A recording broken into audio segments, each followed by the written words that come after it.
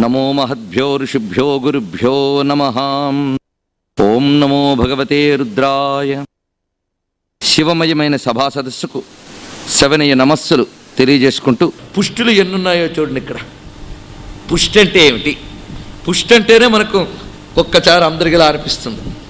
పుష్టి అంటే సమృద్ధి అని అర్థం. అలాగే దేని ద్వారా మనం పోషింపబడుతున్నామో, పోషణత్వాత్, పోషణకారకమైన దాన్ని పుష్టి అని చెప్తున్నారు. సమృద్ధిగా పోషింపబడాలి. పాపం కొందరు ఉంటారు ఊదితే ఎగిరిపోయేటట్టు, పుష్టి లేదు అని అర్థం. కనుక సరైన పోషక శక్తి వాడికి కావాలి కదా. ఆ పోషణత్వము, ఆ సమృద్ధి పరమేశ్వరుడి యొక్క స్వరూపం. ఆ పుష్టులన్నిటికీ ఆయన పతి. మనకి ఏ పుష్టి కావాలో ఆలోచించండి. అవండి శరీర పుష్టి చాలా ఉందండి వాడికి అంటాం, అంటే మరికొన్ని పుష్టులు లేవని అర్థం. ఎన్నో పుష్టులు కావాలట. మనకి ఎన్ని కావాలో మనకన్నా మన వేద మాతకి తెలుసండి. ఆ అమ్మకి మనకేం కావాలో తెలుసు, వేదమాతకి. అందుకే వైదిక ధర్మం ప్రకారం ఎన్ని పుష్టులు చెప్పారో చూడండి.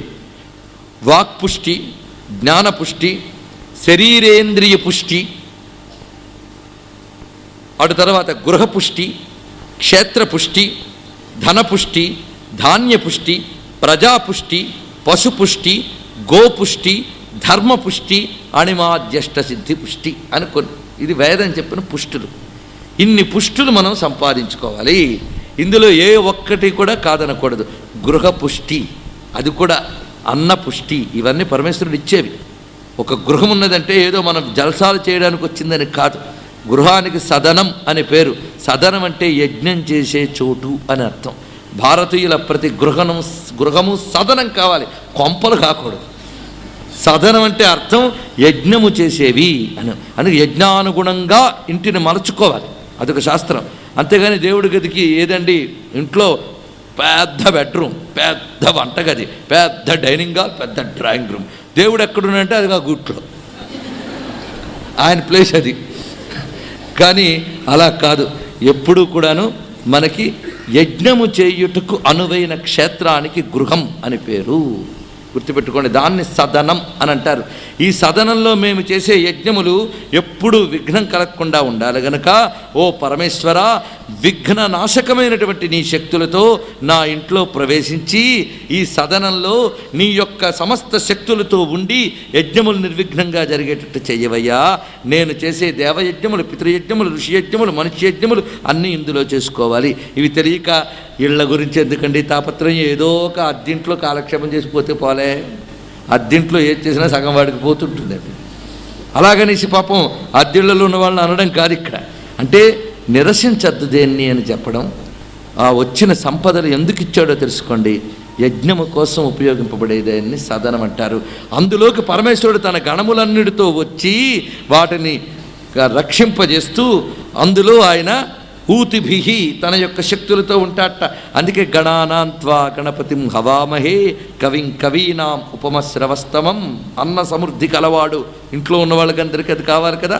అందుకు ఉపమశ్రవస్తమం జ్యేష్ఠరాజం బ్రహ్మణాం బ్రహ్మణస్పత ఆ నహ శృణ్వన్ ఊతిభిహి సేద సాధనం.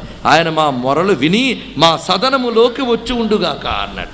యజ్ఞం చేసే సదనం ఎంత బాగా చెప్పారు చూడండి. అందుకే మనకు సదనము, కొందరు సదన్ అని పేరు పెట్టుకుంటుంటారు. అది నిజం సదనం అవునో కాదో వాళ్ళకి వాళ్ళు తెలుసుకోవాల్సింది. యజ్ఞములు, ఈశ్వరారాధన, పితృదేవతల ఆరాధన, అతిథి భోజనము, వృక్షములు, జంతువులు మొదలైనవి పెంచబడుతూ ఉన్న చోటుకి సదనం అని పేరు. అక్కడ దేవతలు ఎప్పుడూ కొలువుండి ఆ ఇంట్లో వాళ్ళని కాపాడుతూ ఉంటారు. అందుకు భారతీయ గృహములన్నీ సదనములు కావాలి. అలాంటి సదనమున్నే గృహ పుష్టి కలిగి ఉండుట. అలాగే క్షేత్రపుష్టి, ధనపుష్టి, ధాన్యపుష్టి, ఇన్ని పుష్టులు ఆ పరమేశ్వరుడు ఇస్తేనే మనకు లభించేది. ఈశ్వరుడు ఇవ్వాలి, ఇల్లు నిండాలి. ఈ సామెత గుర్తుపెట్టుకోండి. ఎంత గొప్ప మాట అండి మనకి. అందుకు అన్ని పుష్టులు ఇచ్చేవాడు, అన్ని పుష్టులకి పతి. ఆయన ఎవడు పెడితే వాడు తీసుకోలేడు. పైన అథారిటీ ఉంది, దాని మీద ఆయన స్టాంప్ ఆయన పంపిస్తేనే వస్తాయి. అందుకే పుష్టానాం పతయే నమః. ఆ పతిని పట్టుకుంటే అన్ని పుష్టులు వస్తాయండి. ఆ పతికి నిత్యం అభిషేకం చేసే చోట జలానికి లోటు ఉంటుందా? ఆయన కోసం ఆయన నీరు ఎప్పుడూ ఉంచుకుంటాడు. మరి ఆయన కోసం నువ్వు వినియోగించుకున్నప్పుడు ఆయనకుంటా. ఆయన నువ్వు వండి అన్నం పెడితే అందుకు కావలసిన జలం ఆయన ఇవ్వగలడు, దానికి కావలసిన అన్నం ఆయన ఇవ్వగలడు. నీ మొత్తం నువ్వు అనుభవించేదాన్ని ప్రసాదంగా మార్చి నీ చేత తినిపించి నీ పట్ల తన ప్రసాదాన్ని ప్రసన్నతను కురిపించి నిన్ను అనుగ్రహింపజేస్తున్నాడు పరమేశ్వరుడు. అందుకే ప్రపంచంలో కనిపించే పుష్టులన్నీ కూడా పరమేశ్వర ప్రసాదాలనే దృష్టితో స్వీకరించాలి. అందుకే పుష్టానాం పతయే నమః. రుద్రం మనకి విశ్వాన్ని ఎలా ఈశ్వరమయంగా చూడాలో దర్శింపజేస్తూ ఉన్నది. అందుకే భారతీయత భౌతికతని నిరసించలేదు. భౌతికత్వాన్ని ఎలా అర్థం చేసుకోవాలో, ఎలా అవగాహన చేసుకోవాలో, ఎలా జీవితంలోకి అన్వయింపజేసుకుని బ్రతుకుని సార్థక బ్రతుకోవాలో చెప్తున్నటువంటిది. కేవల భౌతిక సుఖలాలతో బ్రతుకు గడిపి ఆ బ్రతుకు కోసం ఎవరినైనా ఏదైనా ఎలాగైనా ప్రవర్తించు అనేటటువంటి విచ్చలవిడితనం కాకుండా బభ్రుషాయ ఇలాంటి విషయాలన్నీ చెప్పి పుష్టానాం పతయే నమః. పుష్టులన్నిటికీ పతి అయినవాడు. పుష్టులు అనే మాటలో రెండు అర్థాలు ఉన్నాయి. పుష్టి అనే మాటకి బహువచనం పుష్టులు, అలాగే కాకుండా పుష్టి కలవారు అని కూడా అర్థం. పుష్టి కలవారికి పతిట ఆయన. పుష్టి కలవారు అంటే దేవతలందరికీ పుష్టిమంతులు అని పేరుంది. దేవతలు పుష్టిమంతులు, అందుకే దేవతలు అనుగ్రహిస్తేనే మనకు సమృద్ధిలు వస్తున్నాయి కదా. మరి ఆ పుష్టిమంతులైన వాళ్ళందరికీ ఎవడు పతో ఆ దేవదేవుడు పుష్టానాం పతయే నమః అని అర్థం. దేవతలందరికీ పతి అయినటువంటి దేవదేవుడు ఆ పరమేశ్వరుడే నమో భవస్య హేత్యై జగతాం పతయే నమః. ఇంత ప్రపంచం ఏర్పరిచాడు, ఇవన్నీ బాగున్నాయి కనుక వీటిలోనే తిరుగుతాం అంటే భవస్య హేత్యై ఈ మొత్తం సంసారానికి కత్తి లాంటి వాట మొత్తం కోసిపడేస్తాడు. ఇంత చెట్టు పెంచాడు, మొత్తం కోసిపడేస్తాడు. తప్పదండి, ఎప్పుడో ఒకప్పుడు కోసేయడం. ఎంత పెంచుకున్నా తెంచడం తప్పదు, మనం తెంచొద్దనుకున్నా తెగడం తప్పదు. అది తెలుసు కదా మనకి. ఈ వృక్షము తెగేదే, మనం పెంచుకున్న తోటలన్నీ తెగిపోయేవే. ఇది నేననే చెట్టు ఒకటి, ఇవి నావనే చెట్లు కొన్ని. ఇలా పెంచుకున్న ఏ చెట్లనైనా భవస్య హేత్యై. హేతి అంటే కత్తి, ఆయుధం. భవము అంటే సంసారం, దాని కత్తి లాంటి వాడు అయ్యా ఆయన. మామూలు వాడు కాదు, పెంచేవాడు ఆయన, తుంచేవాడు ఆయనే. పెంచేడెందుకు అవసరం కనుక, తుంచేడెందుకు అనవసరం కనుక. దేని అవసరం ఎంతసేపు అవసరమో అంతవరకు అవసరం. దాన్ని తుంచాల్సిన టైం వచ్చినప్పుడు తుంచాలి. నా పెంచడం తెలుసండి, తుంచడం తెలియదండి అని అన్నాడు. పెంచగలిగేవాడు తుంచగలిగేవాడు ఎవడో తెలుసా? రెండిటి మీద మమకారం లేనివాడు మాత్రమే. ఆయనకు ఆ స్థితి లేదు. సర్వాతీతులైన వాడు గనక భవస్య హేత్యై అని చెప్తున్నారు ఇక్కడ. ఇంత పెంచిన దాన్ని తుంచగలడు, సమయమెరిగి తొలగించగలడు. అంతేకాదు, ఇవి నీకు లోకయాత్ర చక్కగా వెళ్ళడానికి ఇచ్చాడే తప్ప ఇదే పరమార్థమని కూర్చుని అలాగే ఉంటే ఎప్పుడో దిగిపోయేది అది. దీన్ని జాగ్రత్తగా వాడుకుని వెళ్ళు, ఇక్కడే కూర్చుండిపోకు. అప్పుడు ఎంతసేపు స్వామి ఇందులోనే అంటే తెంచేస్తాను రా అంటాడు ఆయన. అలా అని ఎవడైతే ఈ భవమును అర్థం చేసుకుంటాడో ఈ వాడికి ఈ భవబంధములు తెంచి కైవల్యాన్ని ఇవ్వగలిగాడు గనక భవస్య హేత్యై అనే మాటలు చెప్పారు. భవమునకు హేతి. హేతి అంటే జ్ఞానం కూడా. జ్ఞానం అనే ఖడ్గం. ఈ జ్ఞానం అనే ఖడ్గంతో ఈ భవం అనేటువంటి కూకట వేళ్లతో మనం దింపుకున్నామే. మమ అహం ఇన్ని భావాలు ఎన్ని వేళ్ళో వాటిలో దింపుకుపోయి వేళ్ళు దిగబోయిందండి అని అంటాం. అలా దిగబెట్టుకున్నామే, దాన్ని మొత్తాన్ని దుంపతో సహా పెకలించగలిగే భవస్య హేత్యైన. అందుకే ఇంత అందమైన సంసారాన్ని ఏర్పరిచిన పరమేశ్వరుడు ఇంతటిని తీసేస్తూ ఉన్నాడు. లయకారకుడు అనే ఒక అర్థం ఉన్నది. అలాగే వ్యక్తికి అత్యంతిక లయమైన కైవల్యాన్ని ఇచ్చేవాడు అని కూడా అర్థం ఉంది. రెండు మనం ఇక్కడ తీసుకోవాలి. ఈ రెండూ చేస్తున్నప్పుడు అప్పుడు ఇప్పుడు కూడా ఎవడా పని చేయగలడు? ఎవడని ఇష్టం తీసేయడం నీ ఇష్టమా అంటే పతిని నేనయ్యా నా ఇష్టం అంటాడు. అందుకే జగతాం పతయే నమః అది విశేషం. జగత్తుకు పతి అయిన వాడు భవస్య హేత్యై. ఇది ఈశ్వర లక్షణం. ఈ లక్షణం ఉన్న జాతే క్షత్రజాతి. వాళ్ళు భవస్య హేత్యై అంటే కత్తి లాంటి వాళ్ళు. అంటే కత్తి దేనికి పట్టుకుంటాడు? రాజు ఆయుధం ఎందుకు ధరిస్తాడు చెప్పండి? దండం ఎందుకు ధరిస్తాడు? శిక్షించడానికి. ఈ భవమును చక్కగా వర్తింపజేయడానికి హేతిని పట్టుకుని, అంటే శాసనము, శాసన ధర్మము, డిసిప్లిన్కి వాడు విధించే విధానాలు, ఈ నియమాలే హేతి ఖడ్గము. అవి పట్టుకుని సంసారాన్ని నిర్వహించే ఆయన జగతాం పతయే నమః. జగత్తుకు పతి. జగత్తు అంటే ఈ రాజ్యములు వీటన్నిటికీ పతి అయినవాడు. ఇక్కడ ఏ జాతి చెప్పబడుతోంది? క్షత్ర జాతి చెప్పబడుతూ ఉన్నటువంటిది. కనుక శివుణ్ణి మించిన క్షత్రియుడు లేడు. అంటే రాజులందరూ శివస్వరూపాలు అనడం కాదు ఇక్కడ. వీరెవరు ఏర్పడకముందు ఈ జగత్ అనే రాజ్యానికి ఆయన క్షత్రియుడు, ఈ జగత్ అనే దానిలో ఈ పవిత్ర కర్మలన్నీ నిర్వహించే బ్రాహ్మడు, ఈ జగత్తులో ఉండేటువంటి మాలిన్యాలన్నీ తొలగించే జాతివాడు కూడా ఆయనే. ఏది కాదండి, ఆ సూర్యకిరణాలు ఎన్ని పనులు చేస్తున్నాయండి, క్లీనింగ్ చేస్తున్నాయి, ప్రొటెక్షన్ చేస్తున్నాయి, పాలిస్తున్నాయి, అవనా లేదా? ఏది మానాడు ఆయన? అన్నీ ఆయనలోంచే ఉన్నాయి. కనుక అన్నిటికీ ఆయనే ఆది. అందుకే పుష్టులన్నిటికీ పతి అయినటువంటి వాడు, జగతాంపతి అయినటువంటి వాడు, భవస్య హేత్యై ఆయన ఆ స్వామి. నమో రుద్రాయ ఆతతావినే క్షేత్రాణాం పతయే నమః. ఆ రుద్రుడు ఆతతావినే, ఇక్కడ కూడాను శిక్షకుడు, ఆయుధం పట్టి తిరిగేవాడు అని అర్థం. ఆయుధం పట్టి తిరిగేవాడంటే పాలకుడే. క్షేత్రాణాం పతయే నమః, క్షేత్రములకు పతయైనవాడు అని. అంటే క్షేత్రములంటే పొలాలు అని కూడా అర్థం ఉంది కదా. పొలాలకు పట్టి తిరిగి నాగలి మొదలైనవి పట్టుకుని పొలాన్ని దున్ని ఉండేటటువంటి వారిని కూడా ఈశ్వర స్వరూపంగా మనం భావిస్తూ ఉన్నాం. అంతేకాదు క్షేత్రాణాం పతయే నమః, ఎన్ని క్షేత్రములున్నాయో అన్నిటికీ పతి ఆయన. క్షేత్రాలంటే ఏమిటి? కాశీ, తిరుపతి, తిరుమల, ఇవన్నీ అన్నమాట. కాదని కాదు, నిజమే. ఈ క్షేత్రములన్నింటిలో ఆ పతి ఉన్నాడు కనుక అక్కడికి వెళ్తున్నా, లేకపోతే వెళ్తామో చెప్పండి? ఇన్ని దివ్యక్షేత్రముల్లో ఉన్నటువంటి వాడు అయిన స్వామి. అలాగే క్షేత్రాణాం పతయే నమః. క్షేత్రం అంటే ఇదం శరీరం కౌంతేయ క్షేత్రమిత్యభిధీయతే ఏతద్యో వేత్తి తం ప్రాహు క్షేత్రజ్ఞ ఇది తద్విదః. యథా ప్రకాశయత్యేకః కృష్ణం లోకమిమం రవిః క్షేత్రం క్షత్రీ తథా కృష్ణం ప్రకాశయతి భారత. క్షేత్రజ్ఞుడైనటువంటి వాడు క్షేత్రమునంతటిని ప్రకాశింపజేస్తున్నాడు. ఎలాగూ సూర్యుడు ప్రపంచాన్ని ప్రకాశింపజేసినట్లుగా అని గీతలో పరమాత్మ చెప్పాడు. అలాగా ప్రతివాడిలో అంతర్యామిగా ఉండి వాడి క్షేత్రాన్ని పాలిస్తున్నాడు. ఎన్ని క్షేత్రాలండి, ఎన్ని ఉపాధులు అన్ని క్షేత్రాలు. చూడండి ఎన్ని రకములుగా మనల్ని కాపాడుతున్నాడు. అన్నం ఇస్తున్నాడు. కొందరికి పాపం అన్నం పెడుతుంది కానీ పుష్టి రాదు, ఎందుకంటే అరగదు, వంట పట్టదు. అందుకు అన్నం ఇచ్చి ఊరుకోకుండా పుష్టానాం పతయే నమః. ఈ రెండిటితో ఏం చేస్తున్నాడు? వీడి ప్రపంచాన్ని కాపాడుతున్నాడు. క్షేత్రాణాం పతయే నమః. క్షేత్రము అన్నప్పుడు ఒక శక్తి దేని యందు అధిష్ఠించి ఉంటుందో దానికి క్షేత్రము అని పేరు. పరమేశ్వరుడి శక్తి విశ్వమంతా వ్యాపించి ఉన్నప్పుడు విశ్వం ఆయన యొక్క క్షేత్రం. ఆ విశ్వంలో ప్రతిదాని యందు వ్యాపించి ఉన్నాడు కనుక ప్రతిదీ ఆయన క్షేత్రమే. అందుకే ఇదం శరీరం కౌంతేయ క్షేత్రమిత్యభిధీయతే ఏతద్యో వేత్తి తం ప్రాహు క్షేత్రజ్ఞ ఇది తద్విదః అని భగవద్గీతలో పరమాత్మ క్షేత్రజ్ఞ విభాగ యోగంలో వివరించారు. అలాగా ఈ శరీరము అని చెప్పడంలో ఏదో చెప్పేవాడు ఒక్క శరీరమే కాదు, అందరి శరీరములు అని అర్థం. ప్రతి శరీరము కూడా క్షేత్రమే. ఎందుకు దానికి క్షేత్రం అన్నారు? క్షేత్రం అంటే ఇందాకే చెప్పుకున్నాం, దేని యందు ఈశ్వర శక్తి నిక్షిప్తమై ఉంటుందో దానికి క్షేత్రము అని పేరు.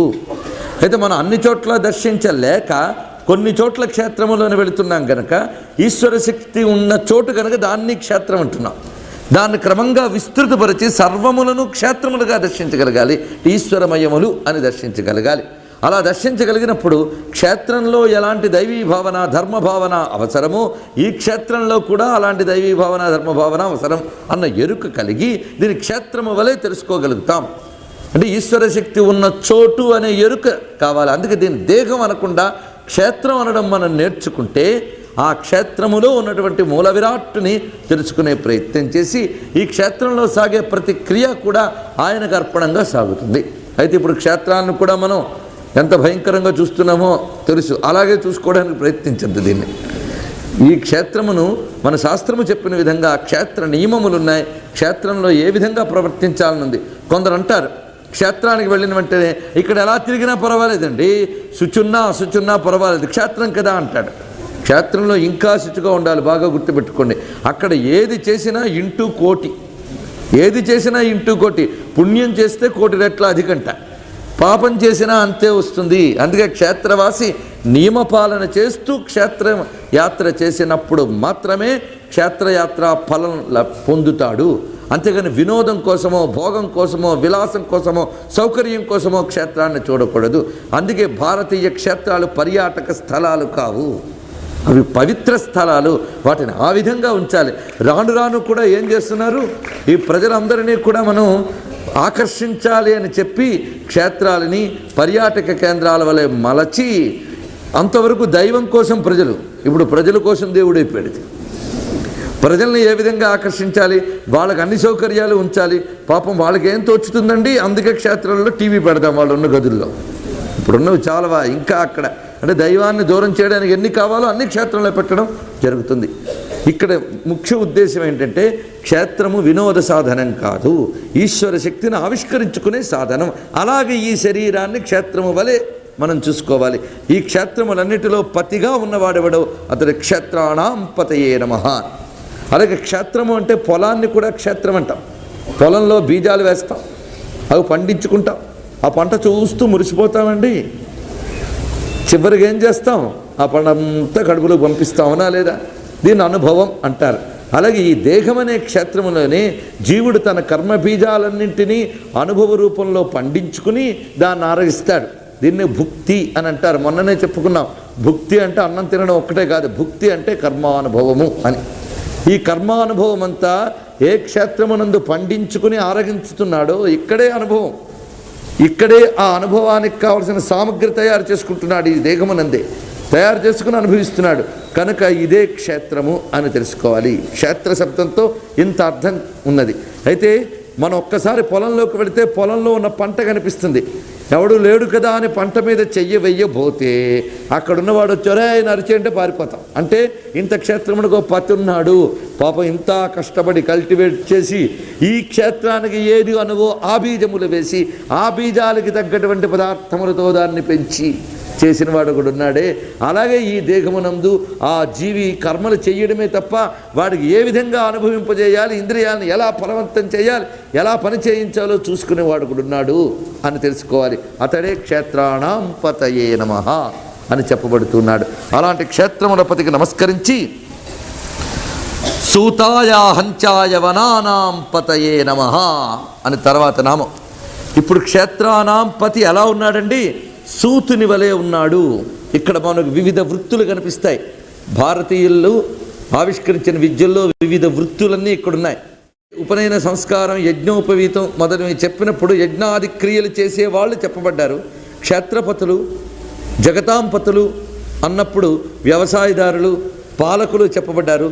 సూతులు అన్నప్పుడు రథసారథులు మొదలైనటువంటి వారు చెప్పబడుతున్నారు. ఆ విధంగా వాళ్ళకో టెక్నిక్ ఉండాలి. సూతుడు అంటే డ్రైవర్ అండి. వాడు కానీ తిన్నగా లేకపోతే లోపల కూర్చున్న వాళ్ళకి అంత ప్రమాదాలో మనకు తెలుసు. ఇప్పటికీ ఆ సూతులు సరిగ్గా ఉండాలి. మన ధైర్యంగా వెనక సీట్లో కూర్చొని నిద్రపోతూ ఉంటాం. వాడిని ఇన్స్పిరేషన్ తీసుకున్నాడా ఈ సూతుడు, ఇద్దరు మిగలరు తర్వాత. వాడు ఎంత జాగ్రత్తగా ఉండాలి. అలాగే ఈ శరీరం అనేది క్షేత్రమే కాదు, నడిచేది కనుక రథం కూడా అనుకుంటే వీడు నిద్రపోతున్నా వీడిలో నిద్రపోకుండా ఒకడు ఉన్నాడు. వాడు కానీ లేకపోతే మరి వీడి నిద్ర లేవడు, మళ్ళీ వీడిని పొద్దున్నే లేపుతూ ఉంటాడు. వీడి నిద్రపోయినా వీడిలో ఊపిరిని నడుపుతున్నాడు, ఏ ఇంద్రియం ఏ పని చేయాలో చూస్తున్నాడు. ఆ డ్రైవర్ ఒకడు ఉన్నాడు కదా, వాడు సూతుడు. చిట్ట చివరికి రథం పోవచ్చు కానీ వాడు మాత్రం ఉంటాడండి. అందుకే అహంత్యాయ తర్వాత నామం. అహంత్యాయ అంటే చంపుటకు నశింపజేయుటకు అలవి కానివాడు, ఆయనెవడు దెబ్బ తీయలేడు అని అహంత్యాయ. సూతాయ అహంత్యాయ. వనానాం పతయే నమః. ఇందాక చెప్పినట్లే క్షేత్రములు వనములు కూడా భూ విశేషములు, రకరకములైన అనుభవాదులు పండే చోట్లు అని మనం చెప్పుకోవచ్చు. అలాగే దివ్యమైన వనములు ఏవైతే ఉన్నాయో అరణ్యములు ఇవన్నీ కూడా ఈశ్వరమయములు. వీటన్నిటికీ కూడా పతి అయినటువంటి వాడు, వనములకు పతి అయిన వాడు. వృక్షాణాం పతయే నమః ముందే చెప్పుకున్నాం. చెట్లకు ఆయన పాలకుడు. ఒక్క చెట్లే కాదు, ఈ చెట్లతో పాటు అనేక గొప్ప వ్యవస్థ ఉంది అరణ్యంలో. ఆ అరణ్యంలో ఆ వన వ్యవస్థలో మనకు జంతువులతో పాటు ఇతర వృక్షాదులు ఉన్నాయి, లతలు ఉన్నాయి, రకరకాల కీటకాలు ఉన్నాయి. వీటన్నిటిని గమనించుకుని వాడు అక్కడ ఉంటూ ఉంటాడు. మనం కొన్ని సామెతలు వాడుతూ ఉంటాం, అడవి కాచిన వెన్నెలండి అని. ఎందుకు? మనకు పనికిరాదు కనుక వెన్నెలే పనికిరాదు అనుకుంటాం.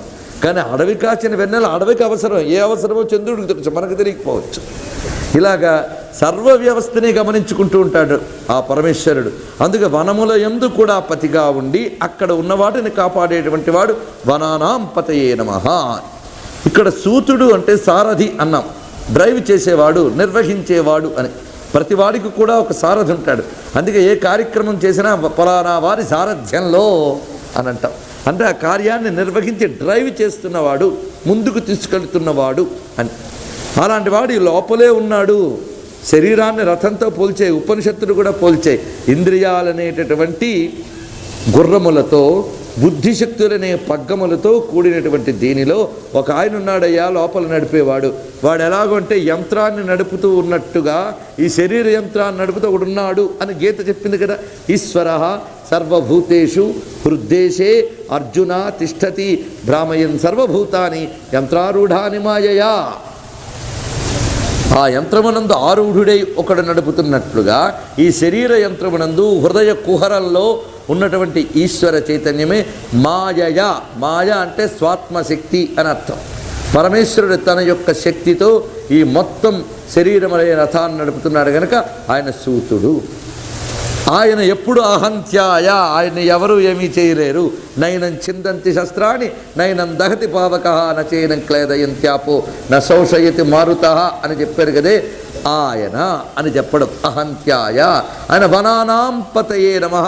వీడు పెంచుకున్నటువంటి అహంకార మమకార రూపమైన ఏ సంపదలైతే ఉన్నాయో ఆ వన సంపదలన్నిటికీ కూడా ఈయనే రక్షకుడై ఉన్నటువంటి వాడు అని కూడా మనం ఈ వనానాం పతయే అనే నామానికి అర్థం చెప్పుకుని నమో రోహితాయ స్థపతయే వృక్షాణాం పతయే నమః. ఇక్కడ పశూనాం పతయే నమః చెప్పి ఇప్పుడు వృక్షాణాం పతయే నమః చెప్పారు. అంతకు ముందు నామాల్లో నమో వృక్షేభ్యో హరికేశేభ్య అని వచ్చింది. వృక్షముల రూపంలో ఉన్న రుద్రుడికి నమస్కారం చేశారు. ఇక్కడ వృక్షములకు పతి అయిన రుద్రుడికి నమస్కారం చేస్తున్నారు. అంటే వృక్షాలలో అంతర్యామిగా ఉన్నటువంటి వాడు ఆయనే, వృక్షములన్నింటికీ పతి కూడా ఆయనే. వాటి యందు ఉండి పాలించడమే కాకుండా మొత్తంగా వ్యవస్థనంతటినీ పాలించేవాడని చెప్పడానికి వృక్షాణాం పతయే నమః. ఇక్కడ వృక్ష శబ్దానికి అనేక అర్థాలు ముందే మనం చెప్పుకున్నాం. జగద్రూప వృక్షము, ఇందులో వివిధ స్థలములలో వృక్షములు అనే మాట వచ్చినప్పుడు ఏ అర్థాన్నైనా మీరు అక్కడ గ్రహించవచ్చు. అందుకు రోహితాయ స్థపతయే వృక్షాణాం పతయే నమః. జగద్రూపం అనే వృక్షాన్ని మనం తీసుకున్నప్పటికీ దీనికి ఒక ప్రథమ స్థాయి ఏమిటి? రోహిత. వృక్షము యొక్క ప్రథమ స్థాయి రోహిత అని చెప్పబడేది.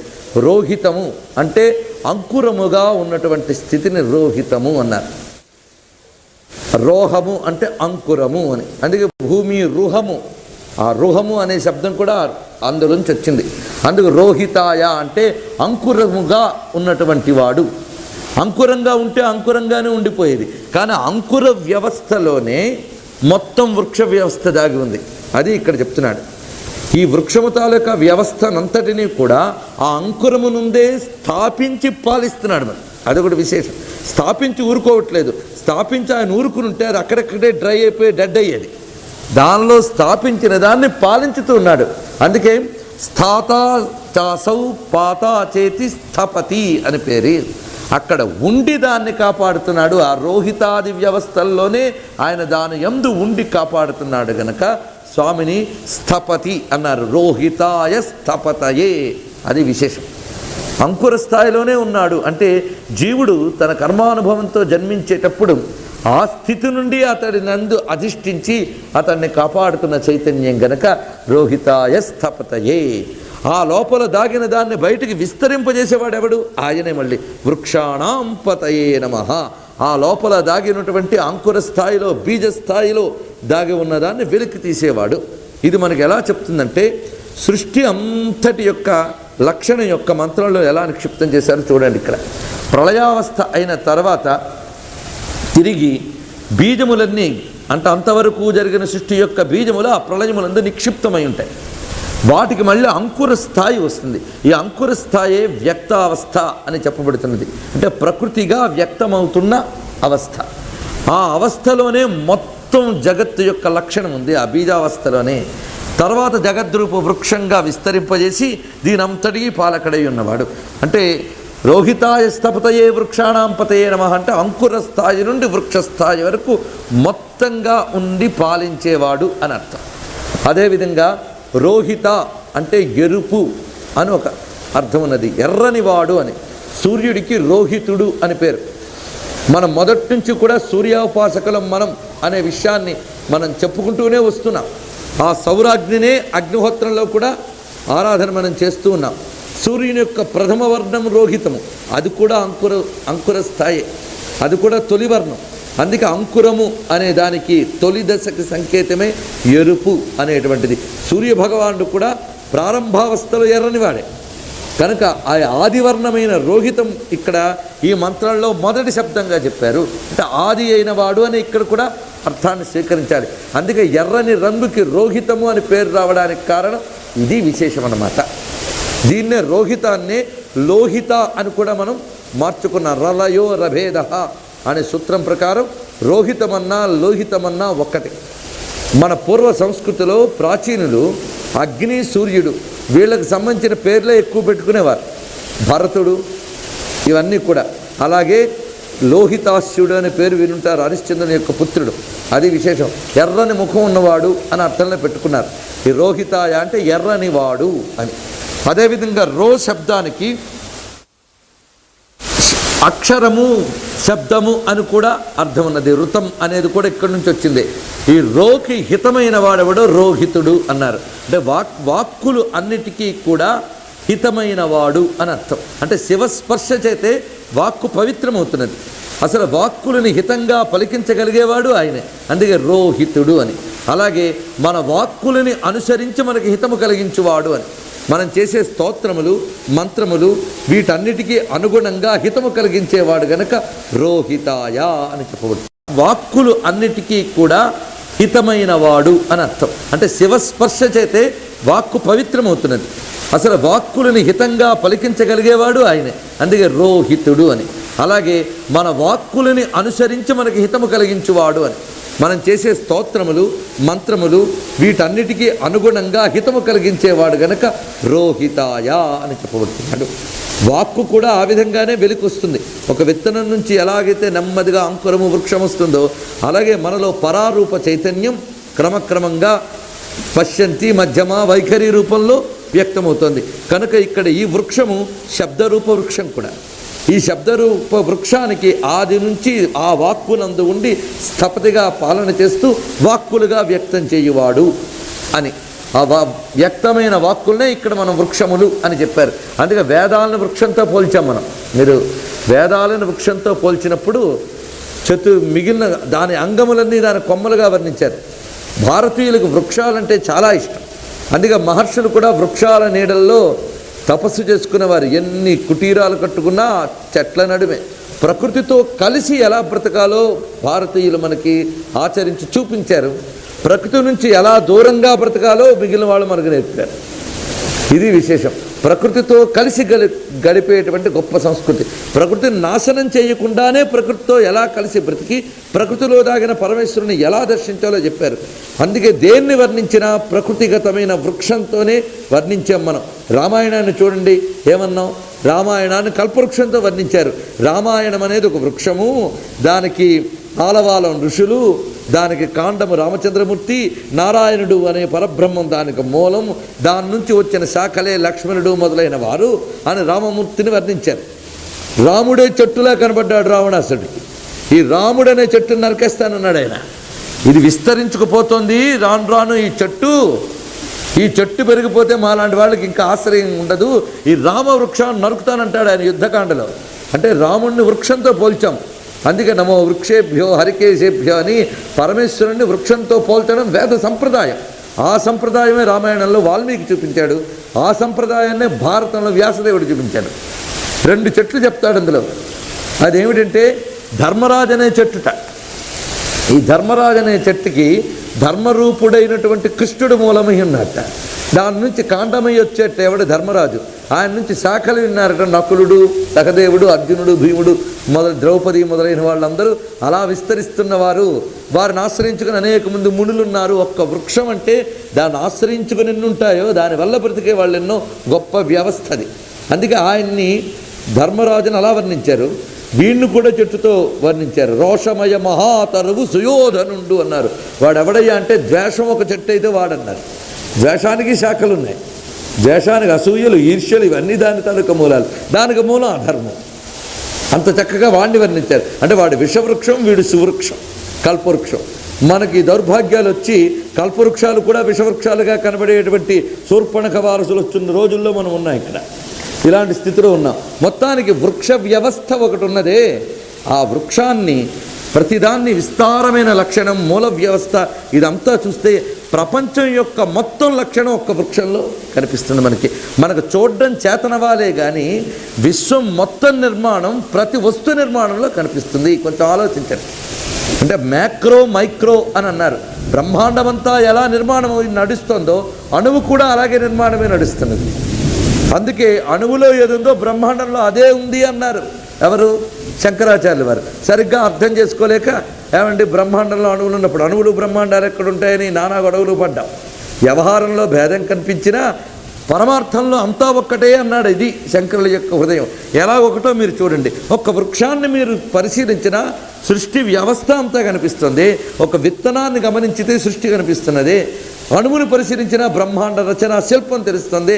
ఇంత చక్కగా ఎవరండి నిర్మాణం చేయగలరు? ఇంత జగత్తు చూసి ఇంత విశ్వం ఎలా నిర్మాణమైందో అని ఆశ్చర్యపోనక్కర్లే. అంత విశ్వం నువ్వు స్టడీ చేయదలుచుకుంటే ఒక అణువుని స్టడీ చేయి అన్నాడు పరమేశ్వరుడు. అంత అంతుపట్టని దాన్ని చేసి అందులో కూడా అంతు పట్టేటట్లుగా చేయగలిగేటటువంటి అంతు పట్టని వాడు ఆయన. అది విశేషం. అందుకు ఆ పరమేశ్వరుణ్ణి వృక్షాణాం పతయే నమః అన్నప్పుడు ఇన్ని అర్థాలతో రోహిత అనే దాని నుంచి వెళతాం. ఇటువంటి స్వామి నమో మంత్రినే వాణిజాయ కక్షాణాం పతయే నమః. ఇక్కడ మన వర్ణ వ్యవస్థకు మూలాలు చాలా కనిపిస్తూ ఉంటాయి. ఇక్కడ వర్ణ వ్యవస్థ లేని సమాజం ఉండదు. అది ఏ సమాజం అనేయండి, వర్ణ వ్యవస్థ లేని సమాజం ఉండదు. కొందరు అంటూ ఉంటారు భారతీయత అంటే భారతీయులందరూ ఈ జాతి వర్ణ వ్యవస్థతో విడిపోయారండి అని అంటారు. ఏమంటే డాక్టర్లోనే బోర్డు వ్యవస్థలు ఉన్నాయి. గుండె చూసేవాడు ఒకడు, ఊపిరితిత్తులు చూసేవాడు ఒకడు. ఇదంతా చూసి ఈ వైద్య వ్యవస్థ ముక్కలు చెక్కలైపోయింది అంటామా మనం? ముక్కలు చెక్కలు కాదు, వైద్య వ్యవస్థ ముక్కలు చెక్కలైనా శరీరం ముక్కలు చెక్కలవదు కదా. దాని గుండె అన్నీ ఇలాగే ఉంటాయి. అందుకే ఈ వ్యవస్థ ఏ సమాజంలోనైనా ఉంటుందండి. బ్రాహ్మణ క్షత్రియ వైశ్య శూద్ర అనే వ్యవస్థ. బ్రాహ్మణులు అంటే బుద్ధితో సమాజాన్ని పాలించేటటువంటి వాళ్ళు. క్షత్రియులు అంటే బాహువుల నుంచి వచ్చిన వాళ్ళు. అంటే అర్థం protection, defence side, distribution side వైశ్యులు, ప్రొడక్షన్ సైడ్ వీళ్ళు. ఈ నలుగురు లేని సమాజం చూపించండి. మరి భారతదేశంలో పుట్టుకతో ఉన్నది. అది వాళ్ళందరికీ తట్టుకోలేని బాధ. ఎందుకంటే ఇలా వచ్చింది అంటే ఇక్కడ కుటుంబాలు ఉన్నాయి కనుక. ఇక్కడ కుటుంబ వ్యవస్థ అనేది ఒకటి ఉంది కనుక నా తండ్రి చేశాడు, నా తాతలు చేశారు, నా ముత్తాతలు చేశారు, నా అబ్జర్వేషన్తో చాలా వస్తున్నాయి. జెనెటికల్గా చాలా వస్తున్నాయి.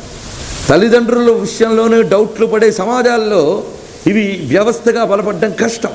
భారతదేశంలో ఆ బాధ లేదు. అందుకే ఇక్కడ వ్యవస్థగా బలపడ్డాయి. ఆ వ్యవస్థని మనం అర్థం చేసుకుని ఆ నాలుగింటికి కోఆర్డినేషన్ ఎలాగో పురుష సూక్తం చూపించింది మనకి.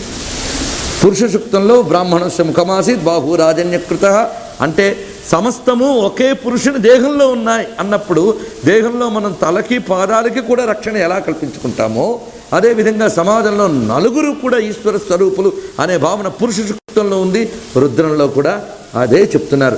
అందుకే రుద్రము, పురుష సూక్తము, స్త్రీ సూక్తము కలిసి అభిషేకం చేస్తూ ఉంటారు. మనకి రాను రాను ఆగమాలు అభివృద్ధి చెందినప్పుడు అనుష్ఠానాల్లోకి వచ్చినప్పుడు కొన్ని భ్రమలు కూడా వ్యాపించకపోయే మనకి. అందులో ఒకటి రుద్రమేమో శివుడిదని, పురుష సూక్తం అంటే విష్ణువుదని, స్త్రీ సూక్తం అంటే లక్ష్మీదేవిదని అనుకుంటూ ఉంటాం.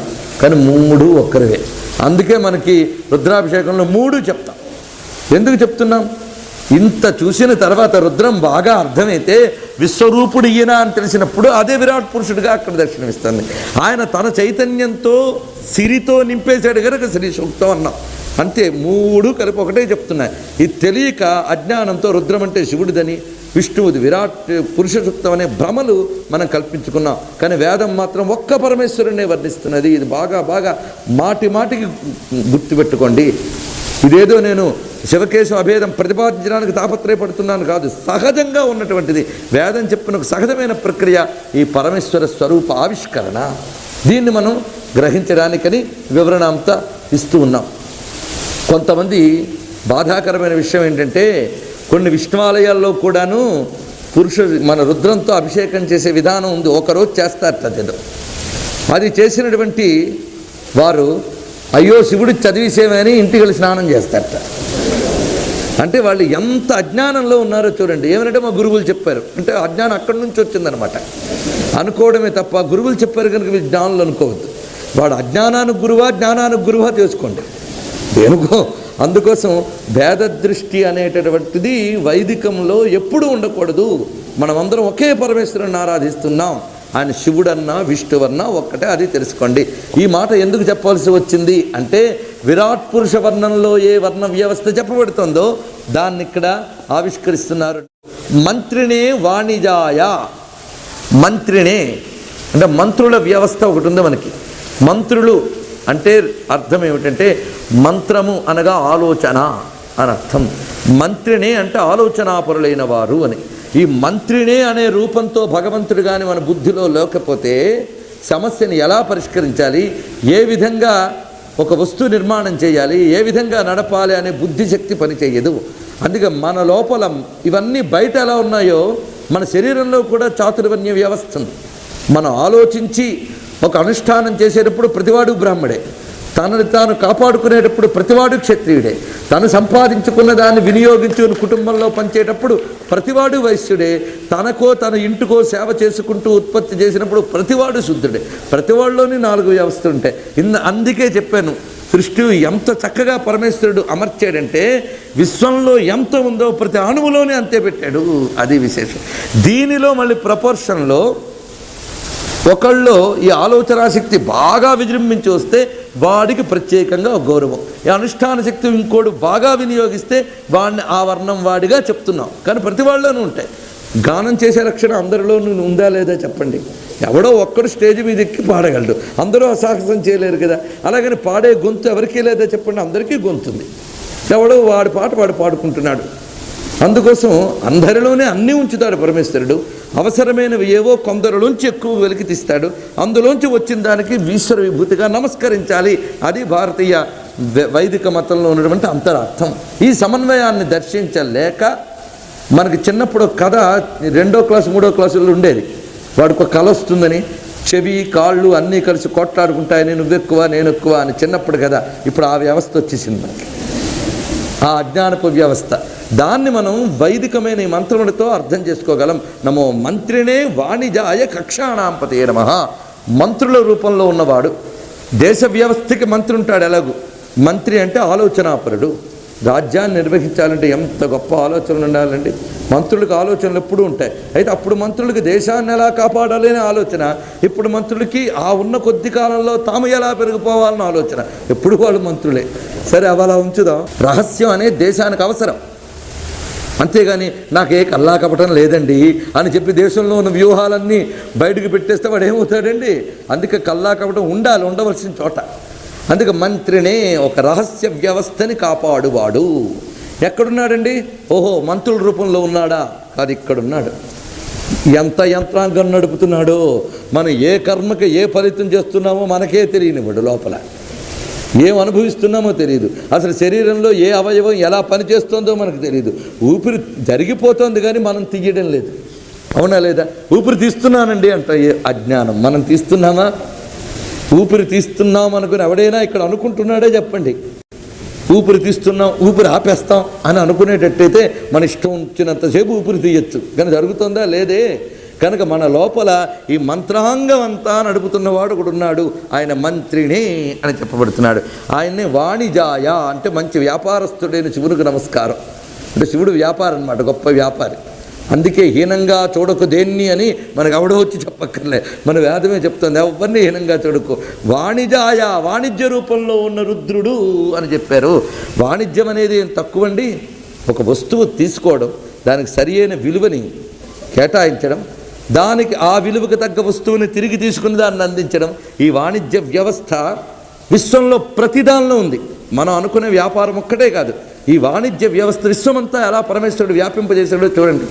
సూర్యభగవాను నీళ్ళు ఇవ్వాలి, వర్షం ఉరికినే ఇస్తాడండి. నాకేంటంటాడు ఆయన కూడా. ఆయనకు అంతకంతా చెల్లించాలి. అవునా లేదా? అందుకే వేసవి కాలంలో భూమి ఈ రసమనంతటిని అక్కడ కడుతోంది. అందజేస్తే వాటర్ సిస్టమ్ ఆ పుచ్చుకున్నటువంటి జలమునంతటిని మళ్ళీ వర్షాకాలంలో ఇస్తూనే ఉన్నాడు. ఇలాగ విశ్వంలో ఉదాహరణకి నేను ఇదొక్కటి చెప్పాను. కానీ ఈ వాణిజ్య వ్యవస్థ కూడా, వాణిజ్య వ్యవస్థ అంటే ఇక్కడ నుంచి అక్కడికి ఒక వస్తువుని అవసరమైన చోటుకి పంపించడం అనే వ్యవస్థని వాణిజ్య వ్యవస్థ అని చెప్తారు. అలాగ ఉండేటువంటి వాణిజ్య వ్యవస్థ విశ్వమంతా ఉన్నది. చివరికి చీమల్లో కూడా ఉంది వాణిజ్య వ్యవస్థ. ఒక్క చీమను తెలుసుకుంటే అధ్యయనం చేసినా మన బ్రతుకు అంతకంటే గొప్పదేం కాదన్న విషయం తేలిపోతుంది. అలాంటి ఆ వ్యవస్థ మంత్రినే వాణిజాయ కక్షాణం పతయే నమః అని వివరించి నమో భువంతయే వారివస్కృత ఔషధీనాం పతయే నమః. ఇవన్నీ గొప్ప గొప్ప భావాలు ఇందులో ఉన్నాయి. ఓషధులకు పతి అయిన పరమేశ్వరుడు, ఓషధులు చూసుకున్న ఈశ్వరుడు.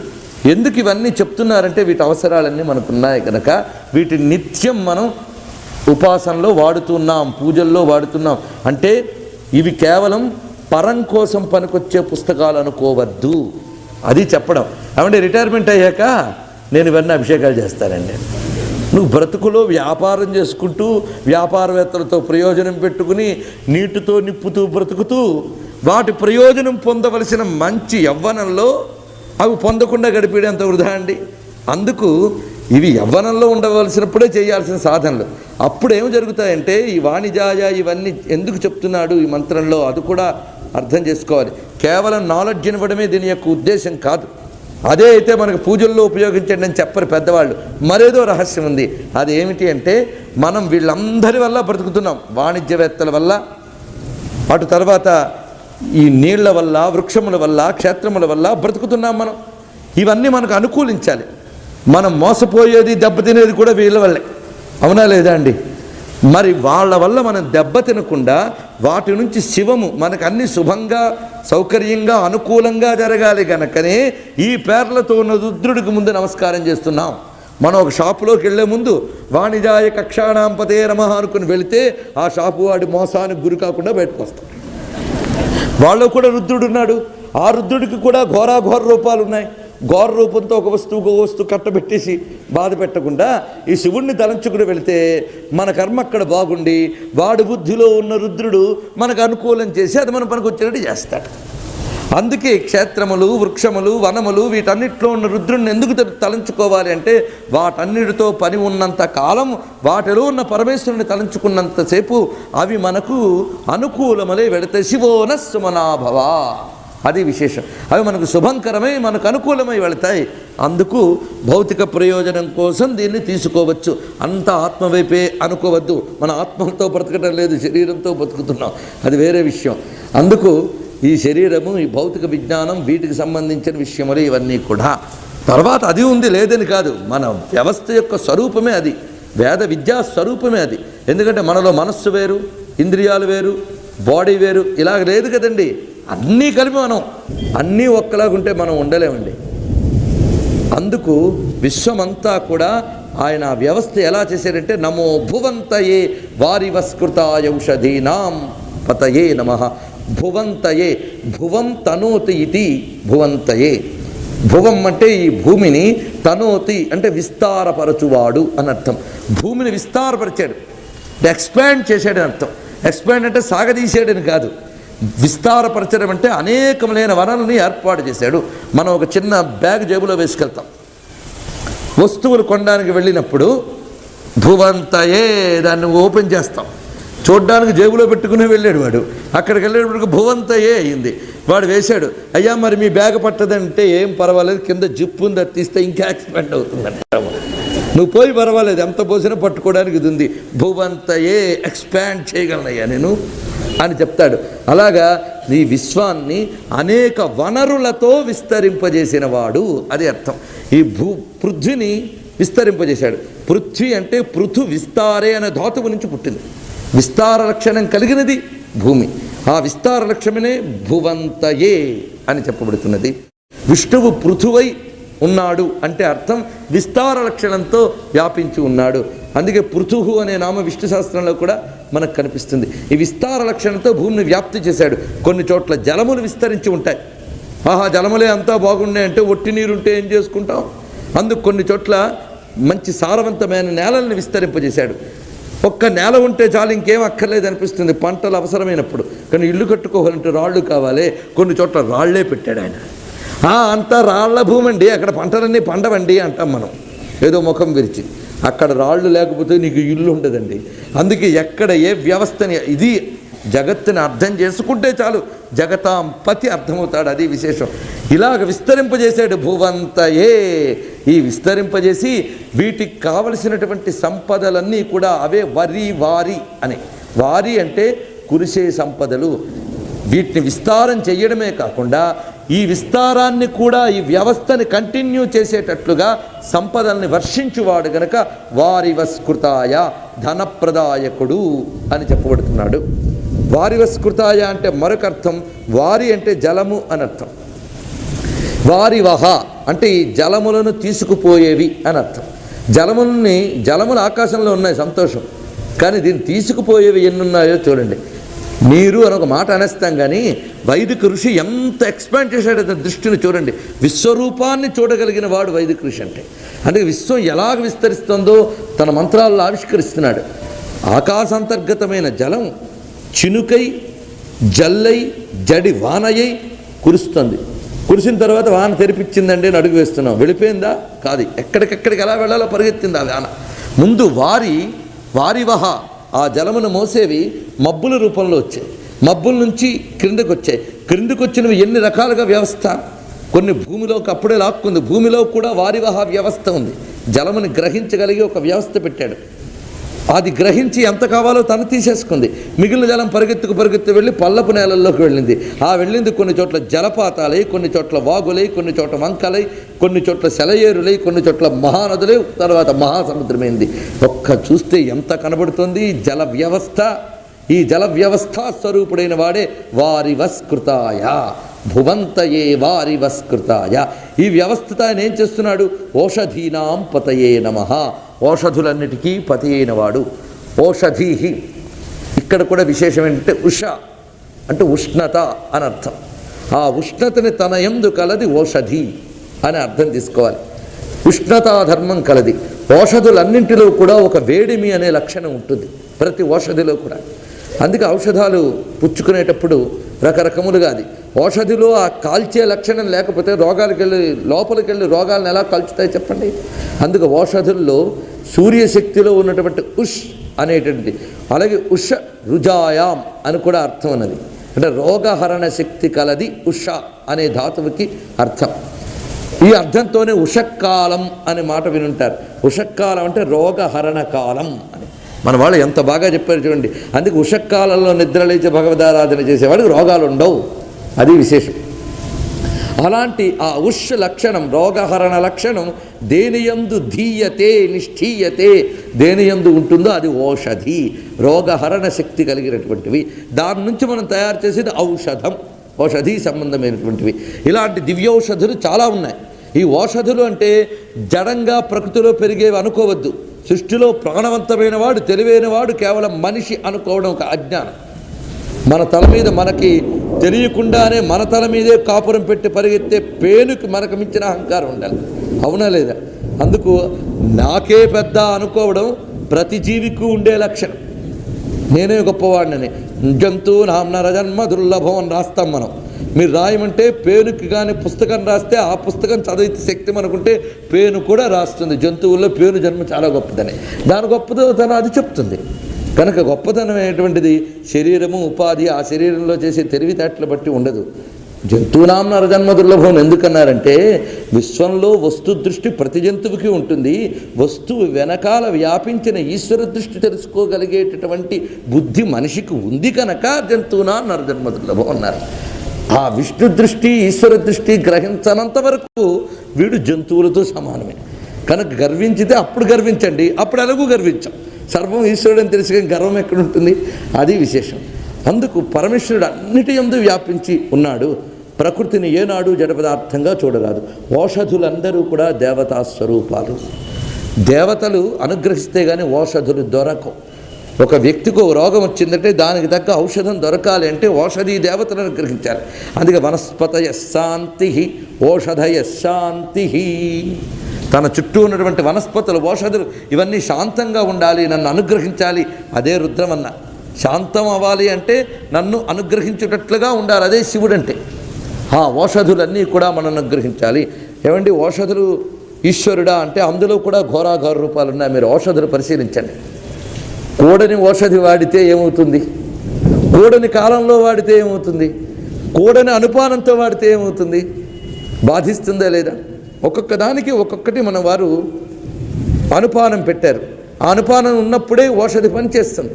అందుకు పరమేశ్వరుడు ఓషధుల రూపంలో ఉంటూ కూడా ప్రపంచాన్ని ఘోరాఘోర రూపాలతో చూస్తూ ఉన్నాడు అని తెలిసి మనం శివుణ్ణి ఓషధీనాంపతయే నమః అని స్తోత్రం చేస్తే మనకు రావలసిన ఓషధి వస్తుంది, అది బాధించకుండా మనల్ని కాపాడుతుంది. అందుకు రుద్రం నిత్య జీవన వినియోగానికి ఏ విధంగా పనికొస్తుందో చూడండి. నిత్య జీవితంలో మనకు తారసపడే ప్రతి వస్తువు, మనకు ఉపయోగపడే ప్రతి వస్తువు శివంగా మారడానికి రుద్రం చదవవలసిందే. అది ఇందులో ఉన్న అంతరార్థం. అందుకు ఓషధీనాంపతయే నమః. అసలు పరమేశ్వరుడే పెద్ద ఓషధి కదండి. సంసారం అనే పెద్ద జబ్బుని పోగొట్టి, అజ్ఞానం అనే పెద్ద జబ్బు పోగొట్టేటువంటి జ్ఞానరూపమైన ఓషధి పరమేశ్వరుడు. అందుకే నిర్వాణం భేషజం భిషక్, మందు ఆయనే, వైద్యుడు ఆయనే అని విష్ణు శాస్త్రం చెప్పింది. అదే విషయం అన్నమాచార్య కూడా కొనరో వినరో మీరు కూరిమి మందు, ఉనికి మనకికెల్లా ఒక్కటే మందు అన్నాడు ఆయన.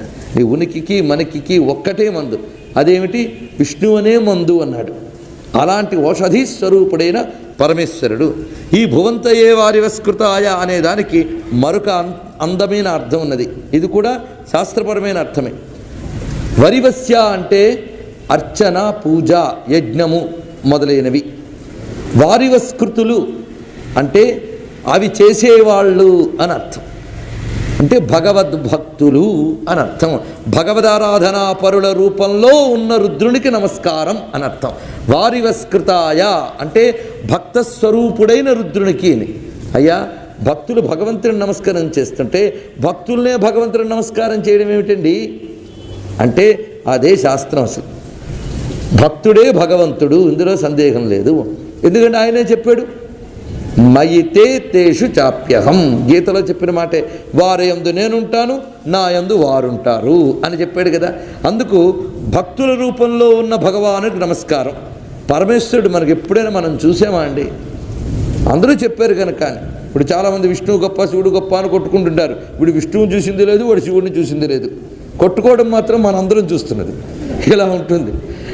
అసలు విషయం ఇక్కడ భగవంతుణ్ణి వరివస్య చేసేవాడికి గొడవలే లేవు. వరివస్య అంటే అర్చన, పూజ, ఆరాధన, ధ్యానం, ఈ భక్తి సాధనలతో ఈశ్వరుని ఎవరు ఆరాధన చేస్తున్నారో వాళ్ళే ఈశ్వర స్వరూపులైపోతారట.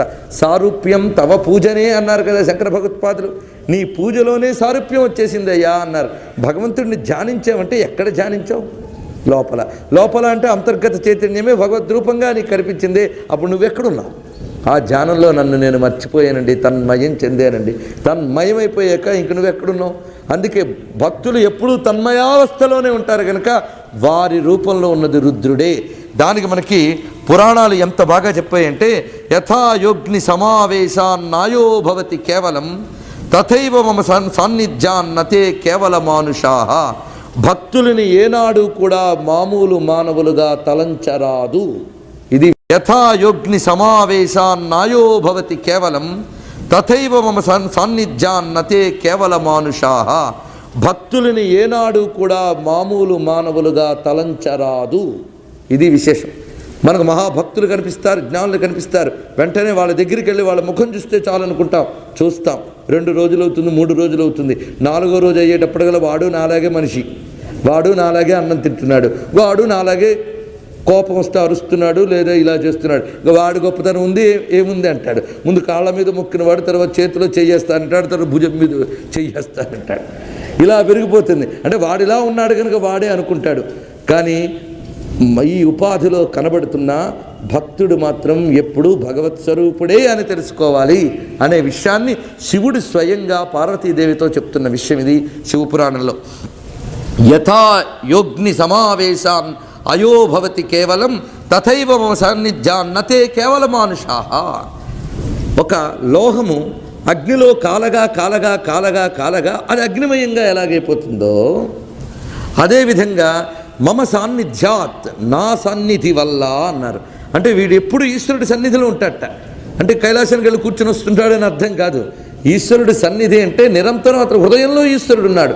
సారూప్యం తవ పూజనే శివ మహాదేవేతి సంకీర్తనే సామీప్యం సాలోక్యం, ఇవన్నీ చెప్పారే. నిన్న అలా పిలిచినప్పుడే నాకు సామీప్యం వస్తుందయ్యా అని. ఆ నిరంతర ఈశ్వర సాన్నిధ్య భావన చేత వాడి యొక్క మనఃప్రవృత్తి, మనిషి అంటే ఏమిటండి? అన్నం తినడం లేదా బట్టలు కట్టుకోవడం ఇది కాదు మనిషి. అది శరీర ధర్మంగా అవి జరుగుతాయి, అవి చేస్తాడు. ఈ శరీర ధర్మంగా కొన్ని లక్షణాలు ఉంటాయి, అవి వేరు, అందరూ చేసేవే. కానీ మనిషి అంటే ఆలోచనే మనిషి. మనిషి అంటే ఏమిటి? ఆలోచనే మనిషి, భావమే మనిషి. వీడు ఆలోచనంతా శివమయమైతే వాడెవడయ్యాడు? శివుడే అయ్యాడు.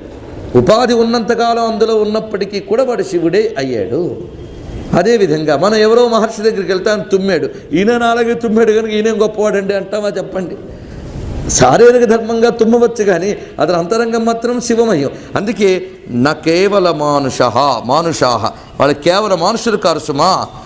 అయితే వారిని కొరుచుకోమంటున్నాడు శివుడు. ఎలాగో అంటే శివస్య పరిపూర్ణస్య కింనామక్రీతేన రైహి.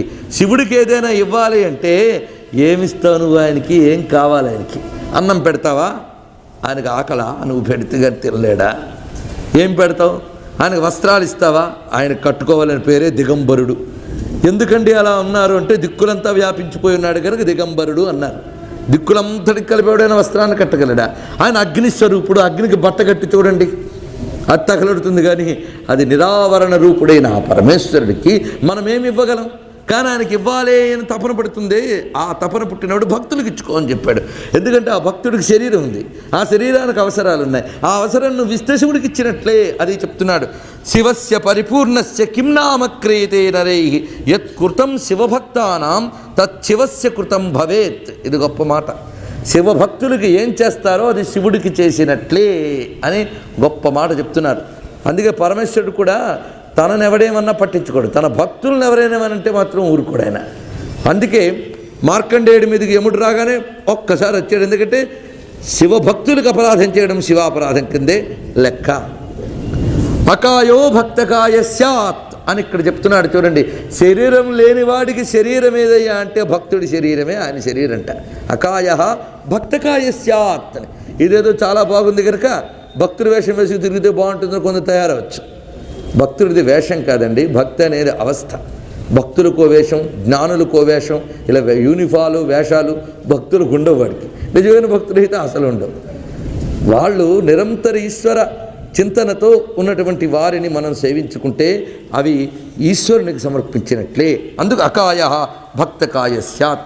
అందుకే వారి వస్కృతాయ అని చెప్పబడుతున్న విషయం ఇది. ఈ కారణంగా తస్మిన్ తజ్జని భేదాభావాత్ అని నారదుడు భక్తి సూత్రాల్లో చెప్పాడు. తస్మిన్ తజ్జని భేదాభావాత్, ఆయన యందు ఆయన జనుల యందు భేదము చూపరాదు. అది విశేషం. ఆ మాటే ఇక్కడ చెప్తున్నారు. ఆ భక్తి సూత్రాల్లో చెప్పిన మాటకు మూలం వేదంలో. అందుకే వారి వస్కృతాయ, అర్చనాపరులైనటువంటి వారి రూపంలో ఉన్నటువంటి వాడు. అలాంటి వారిని ఎల్లవేళలా ఓషధీనాం పతయే కాచుకుంటూ ఉంటాడు. ఒక ఓషధి ఎలాగైతే రోగాదులు లేకుండా కాపాడుకుంటుంటుందో ఆ భక్తుల్ని కూడా ఆ విధంగా కాపాడుతూ ఉంటాడు పరమేశ్వరుడు అని. ఈ ధర్మానికి భక్తికి వీటికి విఘాతం కలిగించే శత్రువుల్ని ఆయనే సంహరిస్తాడు. ఆ సంహరించడం ఎలాగంటే నమ ఉచ్చైర్ఘోషాయ ఆక్రందయతే పత్తీనాం పతయే నమః. ఇక్కడ నుంచి ఒక మహాసేనల వారియర్స్ రూపంలో ఉన్న రుద్రుణ్ణి మనం అనేక చోట్ల చూడవచ్చు. నిజంగా ఇప్పుడు ఆ రుద్రులు కావాలండి. ప్రతి భారతీయుడు ఒక వారియర్గా మారవలసిన సమయం వచ్చింది. ఎప్పుడూ ఉంటుంది ఇది. ఈ వ్యవస్థ కూడా ఈశ్వరుడే. అందుకే ఛత్రపతి శివాజీ గారు బయలుదేరేటప్పుడు హరోం హరా అని వెళ్ళేవాట. పాపం దేవుడు లేడు దెయ్యం లేదని ఒక ఆయన విప్లవకవిత్వం రాస్తూ హరోం హరా హర హరోం హరా అని పదండి ముందుకు పదండి తోసుకున్నాడు. పాపం ఆయనకు కూడా హరోం హరా అనకపోతే ఇన్స్పిరేషన్ రాలేదుట. అసలు మీరు పదండి ముందుకు పదండి తోసుకు మరో ప్రపంచం మరో ప్రపంచం మరో ప్రపంచం పిలిచింది ఎలా రాయగలిగారండి అంటే భజ గోవిందం భజ గోవిందం గోవిందం భజ మూఢమతి విని రాశాను అన్నాడు ఆయన. ఎవరికైనా అదే దిక్కండి. హరోం హరా అనగానే మనలో రుద్రతేజం అంతటా ఉన్నాడు కదా, లోపల కూడా రగలాలి.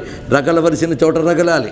అంతేగాని మన కింద పనిచేసేటటువంటి ప్యూర్ మీద ఫైల్ విసిరేసి నేను హరుణ్ణి అనుకోవడం కాదు. ఇక్కడ మన ధర్మాన్ని దెబ్బతీస్తున్న క్షుద్రశక్తుల మీద మనం హరోం హరా అని ఎగరగలిగినప్పుడు అది అందుకు రుద్రుడిని ఆవహింపజేయండి. ఆ వెళ్ళడం ఎలా వెళ్తాడో చూడండి. ఈ స్వరూపాన్ని మనం తలుచుకుంటే ఒళ్ళు పులకిస్తుంది. నిజంగా నరసింహస్వామి అలాగొస్తేనే ఆ అందం, అలాగే రుద్రుడు ఇలా వస్తేనే బాగుంటుంది. ఆయన వచ్చే ముందు ఎలా ఉంటాడంటే ఉచ్చైర్ఘోషాయ రే నరిచొస్తట. ఉచ్చైర్ఘోష, ఆ ఎలుగెత్తి అరిచి వచ్చేటటువంటి రుద్రునికి నమస్కారం అన్నారు. ఉచ్చైర్ఘోష, ఆ అరుపు చేత కొందరు చచ్చిపోతారటండి. అది విశేషం. పరమేశ్వరుడు వచ్చినప్పుడు హుంకార మాత్రం చేతి చాలామందిని సంహరించేట. అమ్మవారు అక్కడ పర్వతం మీద ఉన్నప్పుడు శుంభులు అనేక మంది రాక్షసులను పంపించుతూ ధూమ్రాక్షుడనే రాక్షసుని పంపించారు. ఆ ధూమ్రాక్షుడు కొన్ని వేల మంది సైన్యాన్ని వేసుకుని చాలా ప్రిపేర్డ్గా వచ్చేట. వచ్చి అమ్మవారి మీద యుద్ధానికి వచ్చేట. ఆవిడ చూస్తే ఒక్కరు సుకుమారి ఏకా అజామేకాం, ఆ తల్లి కూర్చున్న శిఖరం మీద. ఓ ఆడది ఒక్కర్తి, నా వెనకాల ఇంతమంది సైన్యం ఉన్నారని ధూమ్రాక్షుడు వచ్చాడు. ధూమ్రాక్షుడు అంటే పొగ కళ్ళవాడు, పొగ చూరిన కళ్ళవాడు. వాడికి ఏం జ్ఞానం ఉంటుంది చెప్పండి. వాడు వచ్చాడు. వస్తే అమ్మవారు ఒక్క ఆయుధం లేదు, పైగా స్త్రీ. ఆవిడ ఇలా చూసిందిట, హుంకరించిందిట. హుంకారంతో మొత్తం ధూమ్రాక్షుడితో సహా రాక్షస సైన్యాలు క్షణంలో తగలబడ్డాయని మనకి సప్తశతి చెప్తున్నది. హుంకారానికి ఆ శక్తి ఉంది, శబ్దానికి ఆ శక్తి ఉంది. అందుకే మంత్రం ఎందుకు శక్తివంతమైందంటే అందులో రాక్షస సంహారకర శక్తులు ఉన్నాయి. అందుకు మంత్రినే వాణిజాయ అని ఇక్కడికి వెళితే మంత్రములు అనగా వైదికాది మంత్రస్వరూపుడైనటువంటి వాడు, తదంతర్గతమైన శబ్దశక్తి స్వరూపుడు అని మనం గమనించినప్పుడు అందుకే వృక్షాణాం పతయే నమః అంటే శబ్దపరమైన అర్థం కూడా చెప్పాను. అలాగే ఇక్కడ కూడా ఉచ్చైర్ఘోషాయ, వెలికి పలికినటువంటి భగవత్ స్తుతి కూడా శత్రువులను సంహరించగలదు. ఎందుకంటే ఆ వెలికి వచ్చిన శబ్దం కూడా ఈశ్వరుడే కదా.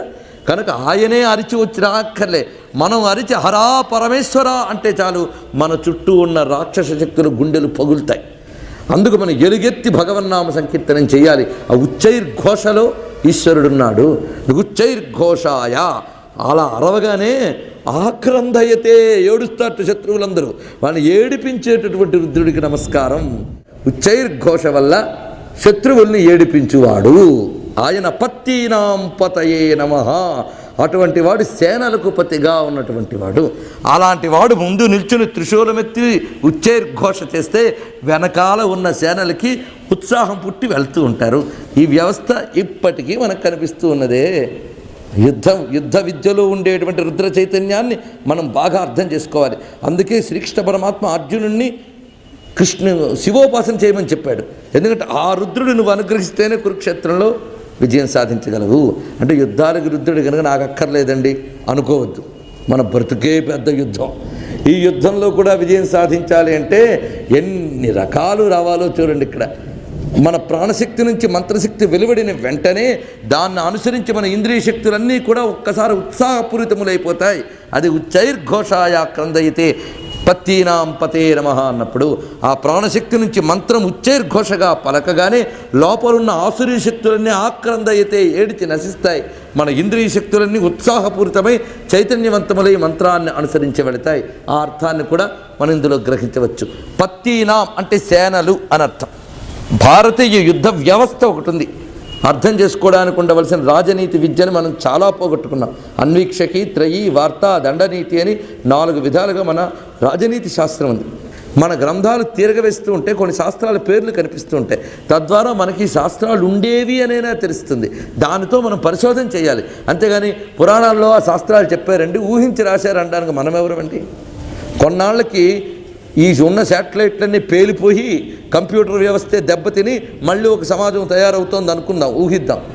అప్పుడు కొంతకాలం తర్వాత ఈ వ్యవస్థ ఉందని కూడా మరిచిపోయే తరం తయారవుతుంది. అప్పుడు ఎవడికో ఈ కంప్యూటర్కి సంబంధించిన పుస్తకాలు దొరికితే ఆ పూర్వీకుల అజ్ఞానం కొద్దీ కంప్యూటర్ట అదేదో ఉందిట, దానికి బటన్ నొక్కితే బోర్డు కనబడతాయట, ఇలాంటి దాన్ని ఊహించారు అంటే ఎలా ఉందో అలా ఉంది. మనకున్న విద్యలన్నీ పోగొట్టుకున్నాం అనేక నాశనాల్లో. ఇప్పుడు వాడి పేర్లు చెప్తే కల్పితం అనుకుంటున్నాం. అలాగా భారతీయ విద్యలు చాలా ఉన్నాయి. రుద్రుని తెలుసుకుంటూనే భారతీయ విజ్ఞానాన్ని కూడా మనం తెలుసుకునే ప్రయత్నం చేస్తున్నాం. అందుకు వివిధములైనటువంటి సైన్య వ్యవస్థలు ఉన్నాయి. పత్తి అనే సైన్య వ్యవస్థ ఎలా ఉంటుందో రాజనీతి శాస్త్రాధారంగా చెప్పుకుందాం. ఇక్కడ అంటే వేద శబ్దాల్లో మనం గ్రహించాలి. ఇది ఏకో రథో గజశ్చైకో నరా పంచపదాయతా త్రయశ్చతురగాస్తజ్ఞై పత్తిరిత్యభిధీయతే. పత్తి అంటే ఒక రథము, ఒక ఏనుగు, 5 పదాతి బలం, 4 గుర్రాలు, వీటితో కూడితే దీని పత్తి అంటారు. ఇలాంటి పత్తిలు ఎన్ని ఉన్నాయో వాటన్నిటికీ పతి అయిన వాడు పత్తీనాం పతయే నమః అని. దీన్ని మనం వేదాంతపరంగా అనిపిస్తే గుర్రాలు ఏమిటి, నరులు ఏమిటి, అశ్వములు ఏమిటి లోపలే కనబడతాయి. వాటికి పతి అయిన వాడు అని ఇంద్రియాల పరంగా వ్యాఖ్యానించుకోవచ్చు. నమ కృష్ణవీతాయ ధావతే సత్వనాం పతయే నమః. ఇది ఈ అనువాకంలో ఆఖరి మంత్రం. చాలా గొప్ప మాట ఇది. కృష్ణవీతాయ, మొత్తము కప్పుకున్నటువంటి వాడు కృష్ణవీతాయ. ఈ కవచం కట్టుకుని ఏం చేశాడు యుద్ధంలో? ధావతే, పరిగెత్తాడు యుద్ధంలో. అంటే ఎందుకు పరిగెత్తాడు? తన దెబ్బ నుంచి తప్పించుకోవాలని పరిగెత్తే రాక్షసుల వెంట పరిగెత్తి మరీ వెంటాడు కొట్టాడు ఒక్కొక్కరిని. అందుకు ధావతే. ఊరికినే పరిగెత్తేందుకు కొట్టాడండి అంటే సత్వనాం పతయే నమః. సత్పురుషులకు పాలకుడు గనక వారిని కాపాడడానికి ఎవరైతే శత్రువులు ఉన్నారో వాళ్ళని హింసించడానికి వెళ్ళాడు. వీళ్ళని కాపాడేందుకు శత్రు సంహారం కోసం ధావతే. ఎంత దూరమైనా పరిగెడతాడు. శత్రువు అలసిపోవాలి తప్ప ఈయన మాత్రం పరుగు ఆపడం. వాడిని పట్టి కొట్టి సత్వనాం పతయే నమః, సత్పురుషుల్ని కాపాడుతాడు. ఈ ప్రతాపం పరాక్రమం దేనికంటే దేవతాశక్తుల్ని సాత్విక శక్తుల్ని కాపాడేందుకు పనిచేస్తాడు గనక నమ కృష్ణవీతాయ ధావతే సత్వనాం పతయే నమః. ఈ గ్రేట్ వారియర్ అయినటువంటి ఆ పరమేశ్వరుడు ఉన్నాడే, ఆయన ఇంకా ఎన్నో రూపాలతో మనకు కనిపిస్తుంటాడు ఇక్కడ. అలాంటి ఒక యుద్ధ విద్య అధిష్టాత అయిన ఈశ్వరుని కూడా ఇక్కడ చూపిస్తున్నారు. ఎన్ని వ్యవస్థలు ఉన్నాయో ఈ సమాజంలో చూడండి.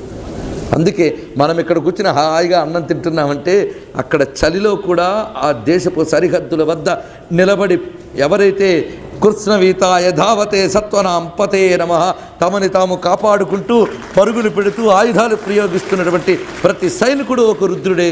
వాడికి నమస్కారం చెయ్యని చెప్తోంది రుద్రం. అది విశేషం. నీ దేశాన్ని పాలించే వ్యవస్థలో కూడా శివుడున్నాడు అని ఎందుకు మన అభిషేకంలో వాడుతున్నాం అంటే, నా దేశాన్ని పాలించే సైనికుల్లో కూడా ఓ పరమేశ్వర నువ్వే ఉండి వాళ్ళని ప్రోత్సహింపజేసి నా దేశాన్ని కాపాడు అని ఇక్కడ మనం శివుడికి అభిషేకం చేస్తూ కోరుకుంటున్నాం. తద్వారా దేశం పట్ల మనకున్న బాధ్యతని నెరవేర్చుకుంటున్నాం. చూసారా ఎంత విశేషమైన లక్షణం ఉందో? సైనికుల్లో కూడా ఈశ్వరుడు ఉన్నాడని దర్శించాలి. అది విషయం. ఇదండి వేదం అంటే, ఇదండి భారతీయ విద్య అంటే. ఇవన్నీ మనం విడిచిపెట్టి ఇవేవి అక్కర్లేదు. ఏదో ఆత్మ పరమాత్మ ఎందుకండి అనవసరం అన్నీ కూడా. ఇవన్నీ లేకపోతే మనం ఇక్కడ ఆత్మ పరమాత్మను కూర్చోగలమా చెప్పండి? దేశం నిండా యుద్ధాలు జరుగుతున్నాయి, మనం కూర్చొని రుద్రం చెప్పుకోగలమా? అక్కడ ఆయన ధావతే సత్వనాం పతయే నమః కృష్ణవీతాయ పత్తీనాం పతయే నమః దూతాయ ప్రహితాయ ఎన్ని రకాలుగా నడుపుతున్నాడో ఆ మహాయుద్ధ స్వరూపుడైనటువంటి ఈశ్వరునికి ఇక్కడ నమస్కారం చేస్తున్నారు. అంతేకాకుండా దీనికి మరొక అర్థం ఉంది. నమ కృష్ణవీతాయ ధావతే సత్వనాం పతయే నమః. సత్వనాం అంటే సత్వము కలవారు అనర్థం. సత్వం అంటే బలం, ప్రాణశక్తి సత్వం. ప్రాణశక్తిని సత్వం అంటారు. ఈ బలం ఎవరైతుందో ఆ బలాలు ఉన్నవారన్నిటికీ పతి ఆయన.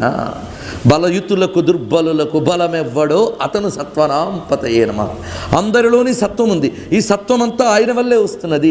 ఈ సత్వం ఎక్కడుంది? కృత్స్నవీతాయ. కృత్స్న అంటే అంత, వీత అంటే వ్యాపించుట. ఈ బలం ప్రతివాడికి ఆపాదమస్తకం వ్యాపింపజేసేవాడెవడు?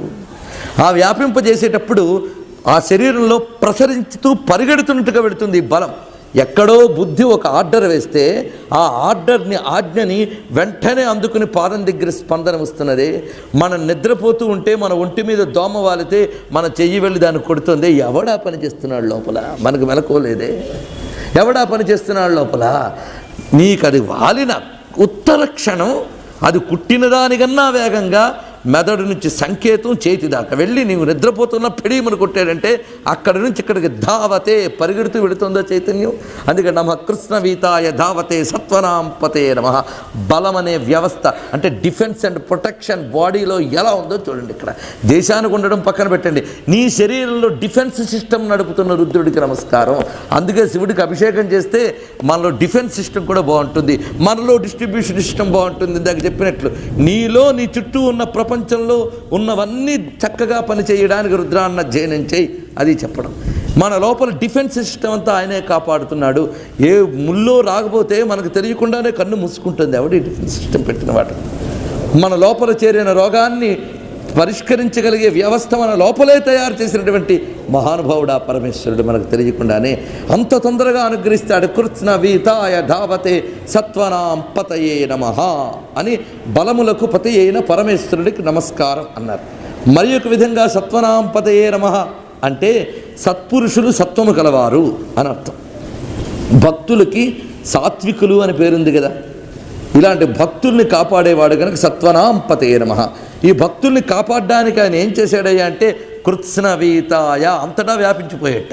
ఎందుకంటే పాపం ఈ భక్తుడికి ఎక్కడి నుంచైనా రక్షణ ఇవ్వడానికి ఎక్కడైనా వ్యాపించి కూర్చున్నట్టు ఆయన. అందుకే భక్తుడు అంటాడు, భగవంతుడు ఎందుకు అంతటా వ్యాపించాడు అంటే నేను ఎక్కడ పిలిస్తే అక్కడ పలకడానికి అన్నట్టు. అది భక్తుడు అంటాడు.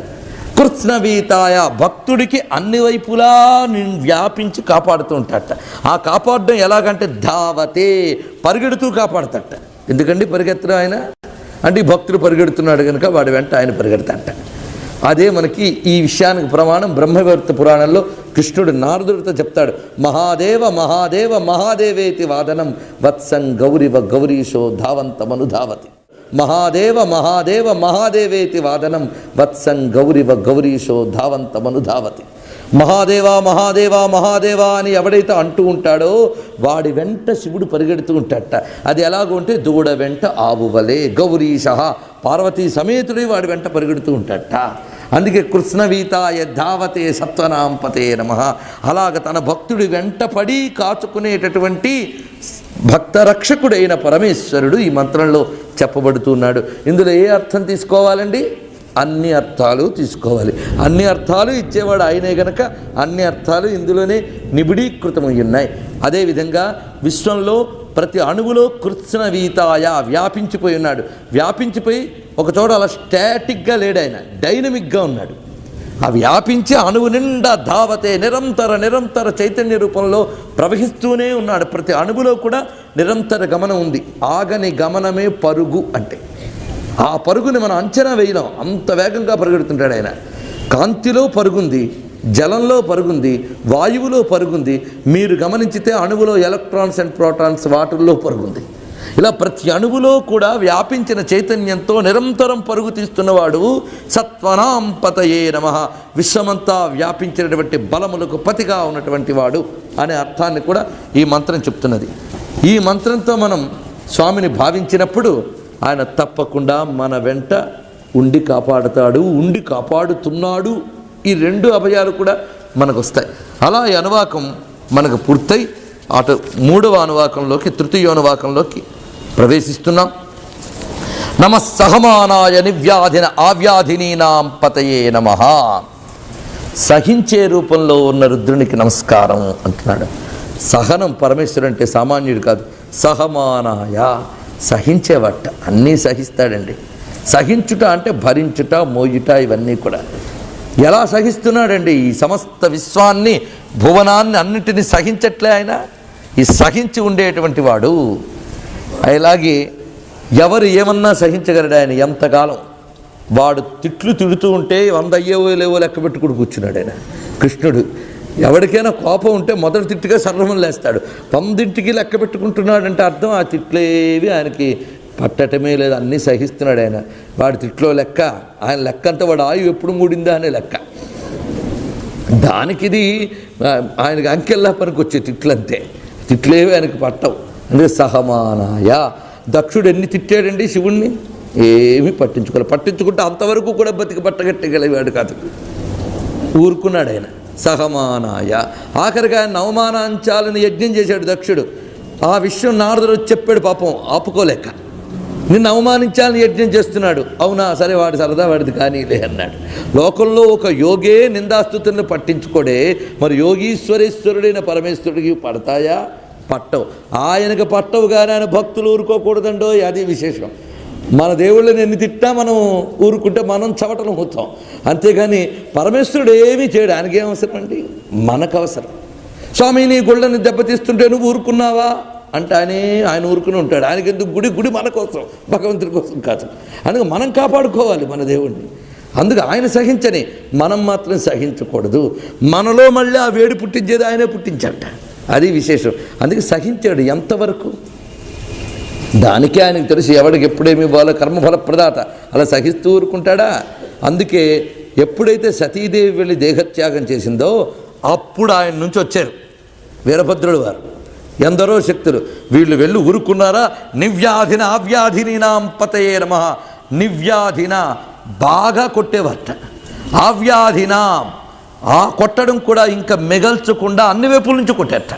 అందుకే అంత సహనశీలి ఎవడూ లేడు, అంత చితకబాదేవాడు కూడా ఎవడూ లేడు. అలా అవ్వాలండి భారత జాతి. అప్పుడే ఈ సహనము అంతే, బాధుడు కూడా అంతే అయినప్పుడు అది క్షాత్రం అంటే. ఈ క్షాత్రాన్ని పాంచజన్య శంఖంతో ఊది నూరి పోసాడు శ్రీకృష్ణ పరమాత్మ. అది పట్టుకుని మనం పనికిమాలిన అహింస కోసం వాడుకున్నాం. కానీ అది గొప్ప విశేషమైనటువంటి క్షాత్రధర్మాన్ని చెప్పిన గీత అది.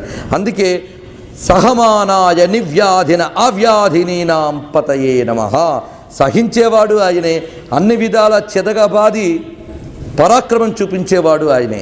అలాగే సహమానాయ అంటే ఎదుర్కొనేవాడు అని. ఒకదాన్ని పట్టుకున్నాడు అంటే అర్థం దాన్ని పట్టుకోగలిగే శక్తి ఉన్నవాడు అని కదా అర్థం. అందుకే తన మీదకు వచ్చే ఎలాంటి శత్రువుడైనా సహమానాయ అటాక్ చేయగలిగేవాడు అని అర్థం సహమానాయ అని. అలా అటాక్ చేయడమే కాకుండా మళ్ళీ వాడు లేవకుండా కొట్టాలి, అది విశేషం. నివ్యాధిన అవ్యాధినీనాం పతయే నమః అని నమస్కరించారు. ఈ వ్యవస్థలో కూడా పరమేశ్వరుడుండి మన పాపాలని అనేక రూపాలలో దెబ్బతీస్తూ ఉంటాడు. ఆయన కర్మక్షయం మొదలైన రూపాల్లో ఒక్కసారి ఏం బాధుతాడో భగవంతుడు మనల్ని. అయ్యా ఏమిటి ఇన్ని వేదనలు, ఇన్ని బాధలు, తల విరిగిపోతుందండి అంట. ఆ లోపల తలని హింసించే ఒక శక్తిని పెట్టాడు ఆయన. ఎందుకంటే ఎప్పుడో చేసేవిగా అనుభవించు. నివ్యాధిన అవ్యాధిని నాంపతయే నమః. ఎన్నో ఎన్నో మన జీవిత అనుభవాలు చూస్తే అందుకే పరమేశ్వరుడు ఘోరాఘోర రూపములతో నుండి వ్యవస్థ నడుపుతున్నాడు అని ఇక్కడ నుంచి మనకి చాలా అద్భుతమైన వృత్తి కల వాళ్ళందరినీ స్తోత్రం చేస్తాడు. ఇక్కడ ఒకే వృత్తి వాళ్ళని, ఆ వృత్తిలో వెరైటీస్ చూపిస్తూ ఉంటాడు. ఒకటే వృత్తి వాళ్ళని. వాళ్ళెవరు అంటే చోర వృత్తి శిఖామణుల్ని, చోర శిఖామణుల్ని ఇక్కడి నుంచి వర్ణిస్తాడు. చూడండి, ఇంతమంది దొంగలుంటారా అని కూడా మనకు ఆశ్చర్యమవుతుంది. అంటే ఇదేదో దొంగతనం నేర్చుకోవడానికి పాఠంలో ఉందండి అని మళ్ళీ స్టడీ చేయొద్దు దయచేసి. దొంగలను గుర్తించడానికి పాఠంగా వాడుకోండి చాలు. దొంగతనాలు ఎన్ని రకాలుగా జరుగుతాయో గుర్తించి బాగుపడడానికి వాడండి, కానీ దొంగతనాలు ఎన్ని రకాలుగా చెయ్యొచ్చో తెలుసుకోవడానికి కాదు. ఇక్కడ ఈ మాటతోనే అర్థమవుతుంది ఈ వ్యవస్థలో ఉన్న అందం ఏమిటో. నమః కకుభాయ నిషంగిణే స్తేనానాం పతయే నమః అని ప్రారంభిస్తున్నారు ఇక్కడ. ఇక్కడ మనం గమనించినప్పుడు రుద్రం అంటే విభూతి యోగం, విశ్వరూప సందర్శన యోగం అని చెప్పాం. ఈ రెండు మహాయోగాలు, అది ఉంటేనే భక్తి యోగం, జ్ఞానయోగం, కర్మయోగం అన్నీను. ఈశ్వర సాక్షాత్కారం మాత్రం విభూతి యోగం, విశ్వరూప సందర్శన యోగం. మిగిలినవన్నీ సాధనా యోగాలు. కర్మయోగ, భక్తి యోగ, జ్ఞానయోగాలు సాధనాపరమైనవి. సిద్ధయోగాలు ఏవి అంటే విభూతి యోగం, విశ్వరూప సందర్శన యోగం. ఇక్కడ ఈశ్వరుడు అనుభవానికి వస్తున్నాడు మనకి. రుద్రం అంటే విభూతి యోగం, విశ్వరూప సందర్శన యోగం. అది మనం మాటి మాటికి గుర్తుపెట్టుకోవాలి. విశ్వం అంటే ఏమిటి? మంచి ఒక్కటేనా విశ్వం? మనకు కావలసిందేదో అదే ప్రపంచంలో ఉందో అనుకోవడం భ్రమ. అలాగే ప్రపంచంలో ఘోరాఘోరాలు రెండింటికి అంటకుండా సాక్షిగా చూడగలిగితే రెండింటి యందు వ్యాపించిన శివుడే కనిపించి నిజమైన త్రిల్లింగ్ అనుభవించగలం జీవితాన్ని. మనం అలా చూడగలిగే స్థితికి మనం వెళ్ళినప్పుడు ఆ జ్ఞానాన్ని ఇవ్వడమే కాక ఇందువల్ల మరో ప్రయోజనం ఏమిటి అంటే చోరాది రూపాలతో నీ మీద అటాక్ చేయడానికి ఎవరెవరైతే ఉన్నారో వారి యందు ఉన్న రుద్ర చైతన్యానికి నువ్వు నమస్కారం చేస్తే ఆ చోరాదుల యొక్క ప్రభావం నీ మీదకి రాదు. అందుకే మంత్రశాస్త్రాల్లో చోర భయం ఉత్సాదయోత్సాదయ, విషసర్పభయం శమయ శమయ, చోరాన్ మారయ మారయ, మమ శత్రువునుచ్చాటయోచ్చాటయ అని అంటే అబ్బే ఇలాంటి మంత్రాలన్నీ చెప్పకూడదండి, అమ్మో ఇతరులు హింస కోరడమా అలా అనుకునే మనం హింసకు గురయ్యే స్థితికి వెళ్ళిపోయాం. మనల్ని హింసించేవాడు హింసింపబడాలని కోరుకోవడంలో తప్పేమీ లేదండి. అందుకే ఇక్కడ చోరభయముత్సాదయోత్సాదయ, చోరాన్ మారయ మారయ అని అన్నారు. ఇక్కడ అయ్యా చోరభయాన్ని పోగొట్టు, చోరభయాన్ని పోగొట్టు. అందుకు మనం ఈశ్వరారాధన చేసినప్పుడు మనం ఎన్ని సంపాదించుకున్నామో అవన్నీ రక్షింపబడాలి అంటే చోరాదులు మన మీద అటాక్ కాకుండా జరుగుతుంది. ఉదాహరణకి జరిగిన ఒక్క ఘట్టం మీకు చెప్తున్నాను, తెలుసుకోండి. ఒరిస్సా రాష్ట్రంలో ఒక ప్రాంతం దగ్గర జరిగినది, వారు చెప్పగా విన్నది. ఆ ఇల్లు మాత్రం నిత్యం ఆ ఇల్లాలు ఇంటి ఆయన వీళ్ళందరూ ఈశ్వర భక్తులు శివారాధన చేసుకుంటూ ఉంటారు. ఆ వీధిలోకి దొంగల గుంపు వచ్చింది. అందరూ తలుపులు వేసుకున్నారు భయపడి. అది ఊరికి కొసలో ఉండేటువంటి శివార్ల గ్రామాలు అంటారే అలాంటిది. ఆ వచ్చినప్పుడు ఇళ్ల తలుపులు పగలగొట్టి కత్తులు చూపించి నానా భయంకరంగా దోచుకున్నారు. ఆ అలజడి వీధి అక్కడి నుంచి మొదలైంది వీళ్ళ చివరిల్లు. చిత్రం ఏంటంటే ఇక్కడ దాకా వచ్చిన వాళ్ళు ఈ ఇంటికి రాకుండా వెళ్ళిపోయారట. దీని అర్థం ఏమిటి? ఇలాగే ఒక ప్రవచనానికి వెళ్ళినప్పుడు ఒక ఆమె చెప్పి ఈ దొంగలందరూ ఇలాగ వస్తూ మా ఇంటికి వచ్చి కత్తి చూపించినప్పుడు నాకు కేవలం కృష్ణ కృష్ణ కృష్ణ కృష్ణ అని అనుకున్నాను, ఇంకోటి అనుకోలేదు అని ఆ పిల్లవాడి దగ్గర కత్తి పెట్టేటవాడు. పెట్టినప్పుడు ఈమె ఉండి ఒక మాట అనేసిందిట, కృష్ణ కృష్ణ కృష్ణ అనుకోరా, నీకేం పర్వాలేదు అంటే వాడు అన్నట్టండి, కృష్ణ కృష్ణ అనుకుంటే అన్నీ ఇస్తాడా అన్నట్టండి దొంగ, అన్నీ ఇస్తాడు. వెంటనే కత్తి మడిచి నమస్కారం పెట్టి జరిగిన ఘట్టం ఇది. ఇక్కడ ఎన్ని రకాల దొంగల్ని చూపిస్తున్నాడో చూడండి. కకుభాయ అంటే మహత్వ శక్తి గలవాడు, దొంగలా కనిపిస్తున్నాడని చెప్పి ఏమీ లేనివాడు లేకపోతే వంచనలు చేసేవాడే కాదు, దొంగల రూపంలో ఆయన తన చైతన్యాన్ని ప్రసరించినప్పటికీ ఆయన మహత్వానికి లోటు లేదు. అందుకే కకుభాయ అని ముందే చెప్పేశాడు. కకుభాయే కత్తులు మొదలైనవి పట్టుకు వెళ్ళినటువంటి దొంగల రూపంలో ఉన్నవాడు. స్థేనానాం పతే నమః. స్థేన అంటే దొంగ అని అర్థం. స్థేనలకి పతి అయినవాడు, దొంగల నాయకుడికి నమస్కారం అన్నారు. ఇక్కడ తర్వాతి శ్లోకం మంత్రంలో నిషంగన ఇషుధిమతే తస్కరాణాం పతే నమః. ఆయుధాలు ధరించినటువంటి తస్కరల పతి అయిన శివునికి నమస్కారం. తర్వాత స్థాయూనాం పతే నమః. ఇది దొంగలే, ఒక్క దొంగలకే స్థేన తస్కర స్థాయు అని 3 శబ్దములు వేశారు. దొంగల్లో వెరైటీస్ చెప్తున్నాడు ఇక్కడ. స్థేన అంటే గుప్తచోరులు అని అర్థం, కనబడకుండా దోచుకునేవాళ్ళు. వాళ్ళు మనతోనే ఉంటారు, క్యూలో ఉంటాం, మాటికి తడుముకుంటూ ఉంటాం, పరుసుందో లేదా సరిగ్గానే, ఎంత అసలు విడిచిపెట్టాం, ప్రతి క్షణం తరుచుకుంటాం, క్యూ నుంచి బయటికి రాగానే ఉండదు. స్థేనానాం పతే నమః. అంత తెలివిగా కొట్టేవాడు అయ్యింది. ఇంకా తస్కరాణాం పతే నమః. మనం చూస్తూ ఉండగానే దోచుకుపోయేవాడు. ఇంట్లోకి వస్తాడు, కట్టి పడేస్తాడు, మనం చూస్తూనే ఉంటాం, లోపలవన్నీ కట్టుకట్టుకుని బాయ్ చెప్పి విడుపుతాడు వాడు. వాడిని తస్కరాణాం పతే నమః. చూస్తూ పశ్యతో హరుడు. ఇక స్థాయూనాం పతే నమః. ఈ దొంగల గురించి చెప్పాడండి. చాలామందికి అనుభవం ఉంటుంది ఇలాంటి దొంగలు. స్థాయూనాం అంటే యజమానుల దగ్గర చేరి వాళ్ళతో పాటు ఉంటూ, మిమ్మల్ని మించిన వాళ్ళు లేరండి, మీ అందరికీ నేను రక్ష అంటాడు వాడు. ఎప్పుడో వీడు ₹1 ఎక్కడో మర్చిపోతాడు స్నానం దగ్గర, అయ్యగారు ₹1 మర్చిపోయారండి అని తెస్తాడు. ఆహా, నా దగ్గర ఉన్నవాడు ₹1 కూడా మర్చిపోకుండా తెచ్చాడని. కానీ ₹1 కనుకే మర్చిపోకుండా తెచ్చాడనే విషయం వాడికి తెలియదు. ఇలా వాడి నమ్మకాన్ని చక్కగా చూరబెట్టుకుని వాడి దగ్గర అన్నీ జాగ్రత్తగా వ్యవస్థ చేస్తూ చిట్ట చివరికి వాడికి సున్నాను చూపించగలడు. ఇలా తన దగ్గర పనిచేస్తున్న వాళ్ళల్లోనే స్థాయువులు ఎక్కువ ఉంటారు. అనేకములైన పెద్ద కార్యాలయాలు మూతలు పడిపోయి ఈ స్థాయువుల వల్లే. స్కాములు నడిపే వాళ్ళందరూ వీళ్ళే, మరెవ్వరూ కాదు. స్థాయూనాం పతే నమః. వీళ్ళు ఎలా ఉంటారా అంటే వంచతే పరివంచతే. వాళ్ళ దగ్గర అయితే కత్తులు కఠార్లు వర్ణించాడు. నిషంగన ఇషుధుమతే. వీళ్ళ దగ్గర కత్తి అక్కర్లే, కఠార్లు అక్కర్లే. వంచతే పరివంచతే.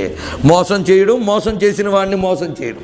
ఒకడిని మోసం చేస్తే వాడిని మోసం చేసేవాడు మరొకడు. పైవాడికి చాలా ఉక్రోషం వచ్చేస్తుంది, మోసపోయేనే అని. ఎందుకు? అందరినీ మోసం చేసే నన్ను వీడు మోసం చేసేడే అని దుఃఖం. ఓడిపోయాడు అనమాట మోసంలో. అలాంటి వాళ్ళు మనకు కనిపిస్తూ ఉంటారు. మనం ఏదో ఆటో వాడు ₹10 దోచుకున్నాను వాడి మీద ఎగరగట్టి వాడు చొక్కా పట్టుకు యుద్ధం చేస్తాను తప్ప, మన చేత ఓటు వేయించుకున్నవాడు మనల్ని ఎంత దోచుకుంటున్నాడో మనకు తెలియట్లేదు. తెలిసినా ఏమీ చేయలేకపోతున్నాం. టీవీలో ఫలానా వాడు ఇలా చేశాడు, ఫలానా వాడు చేశాడు, మొన్నేమో దేవాలయాల స్కాము, ఇవాళ పరిశ్రమల స్కాము. ఇన్ని స్కాములు నడుస్తూ ఉన్నా మనం చూస్తూ, ఇక్కడెవడో ఆటో కూడా ₹10 దోచుకున్నాడని మనం ఏదో మోసపోతున్నామని యుద్ధం చేస్తూ ఉంటాం. ఇలా వంచతే పరివంచతే. ఎన్ని వంచనలండి. మన పక్కకే వస్తాడు, ఎంతో సంపద దాచుకున్న మన మతం మధ్యకే వస్తాడు, ఒక పాంప్లెట్ ఇస్తాడు, దీనిలో దూరంటాడు, ₹2 చూపిస్తాడు, వెళ్ళిపోతాం మనం. ఇలాగ వంచతే పరివంచతే చాలామంది ఉన్నారు, ఎక్కడ పడితే అక్కడ దోచుకునేవాళ్ళు. అందుకు వంచతే పరివంచతే స్థాయూనాం పతే నమః. ఒకడు వంచన చేస్తూ ఉంటే వాడి కాలమే కాదు, వాడి పైన మరొకడు ఉంటాడు, మహావంచకుడు. తాడిని తన్నేవాడు ఉంటే తల తన్నేవాడు కూడా ఉంటాడు కదండి. ఇన్ని రకములుగా ఉన్న స్థాయూనాం పతే నమః. నమస్సృకావిభ్యో దిగాగుంసభ్యో ముష్ణతాం పతయే నమః. రకరకాల యంత్రాలు వాడేవారు అన్నారు. దొంగల్లో కూడా చాలా యంత్రాలు ఉంటాయి. బాగా ప్రభుత్వం యొక్క ఆదాయం అంతా ఉండి కూడా పోలీసుల దగ్గర ఉండేటువంటి అరకొర అనా ఆయుధాలు ఉంటే, దొంగల దగ్గర ఉండే ఆయుధాలు చాలా లేటెస్ట్ ఎక్విప్మెంట్ వాళ్ళ దగ్గర ఉంటాయి.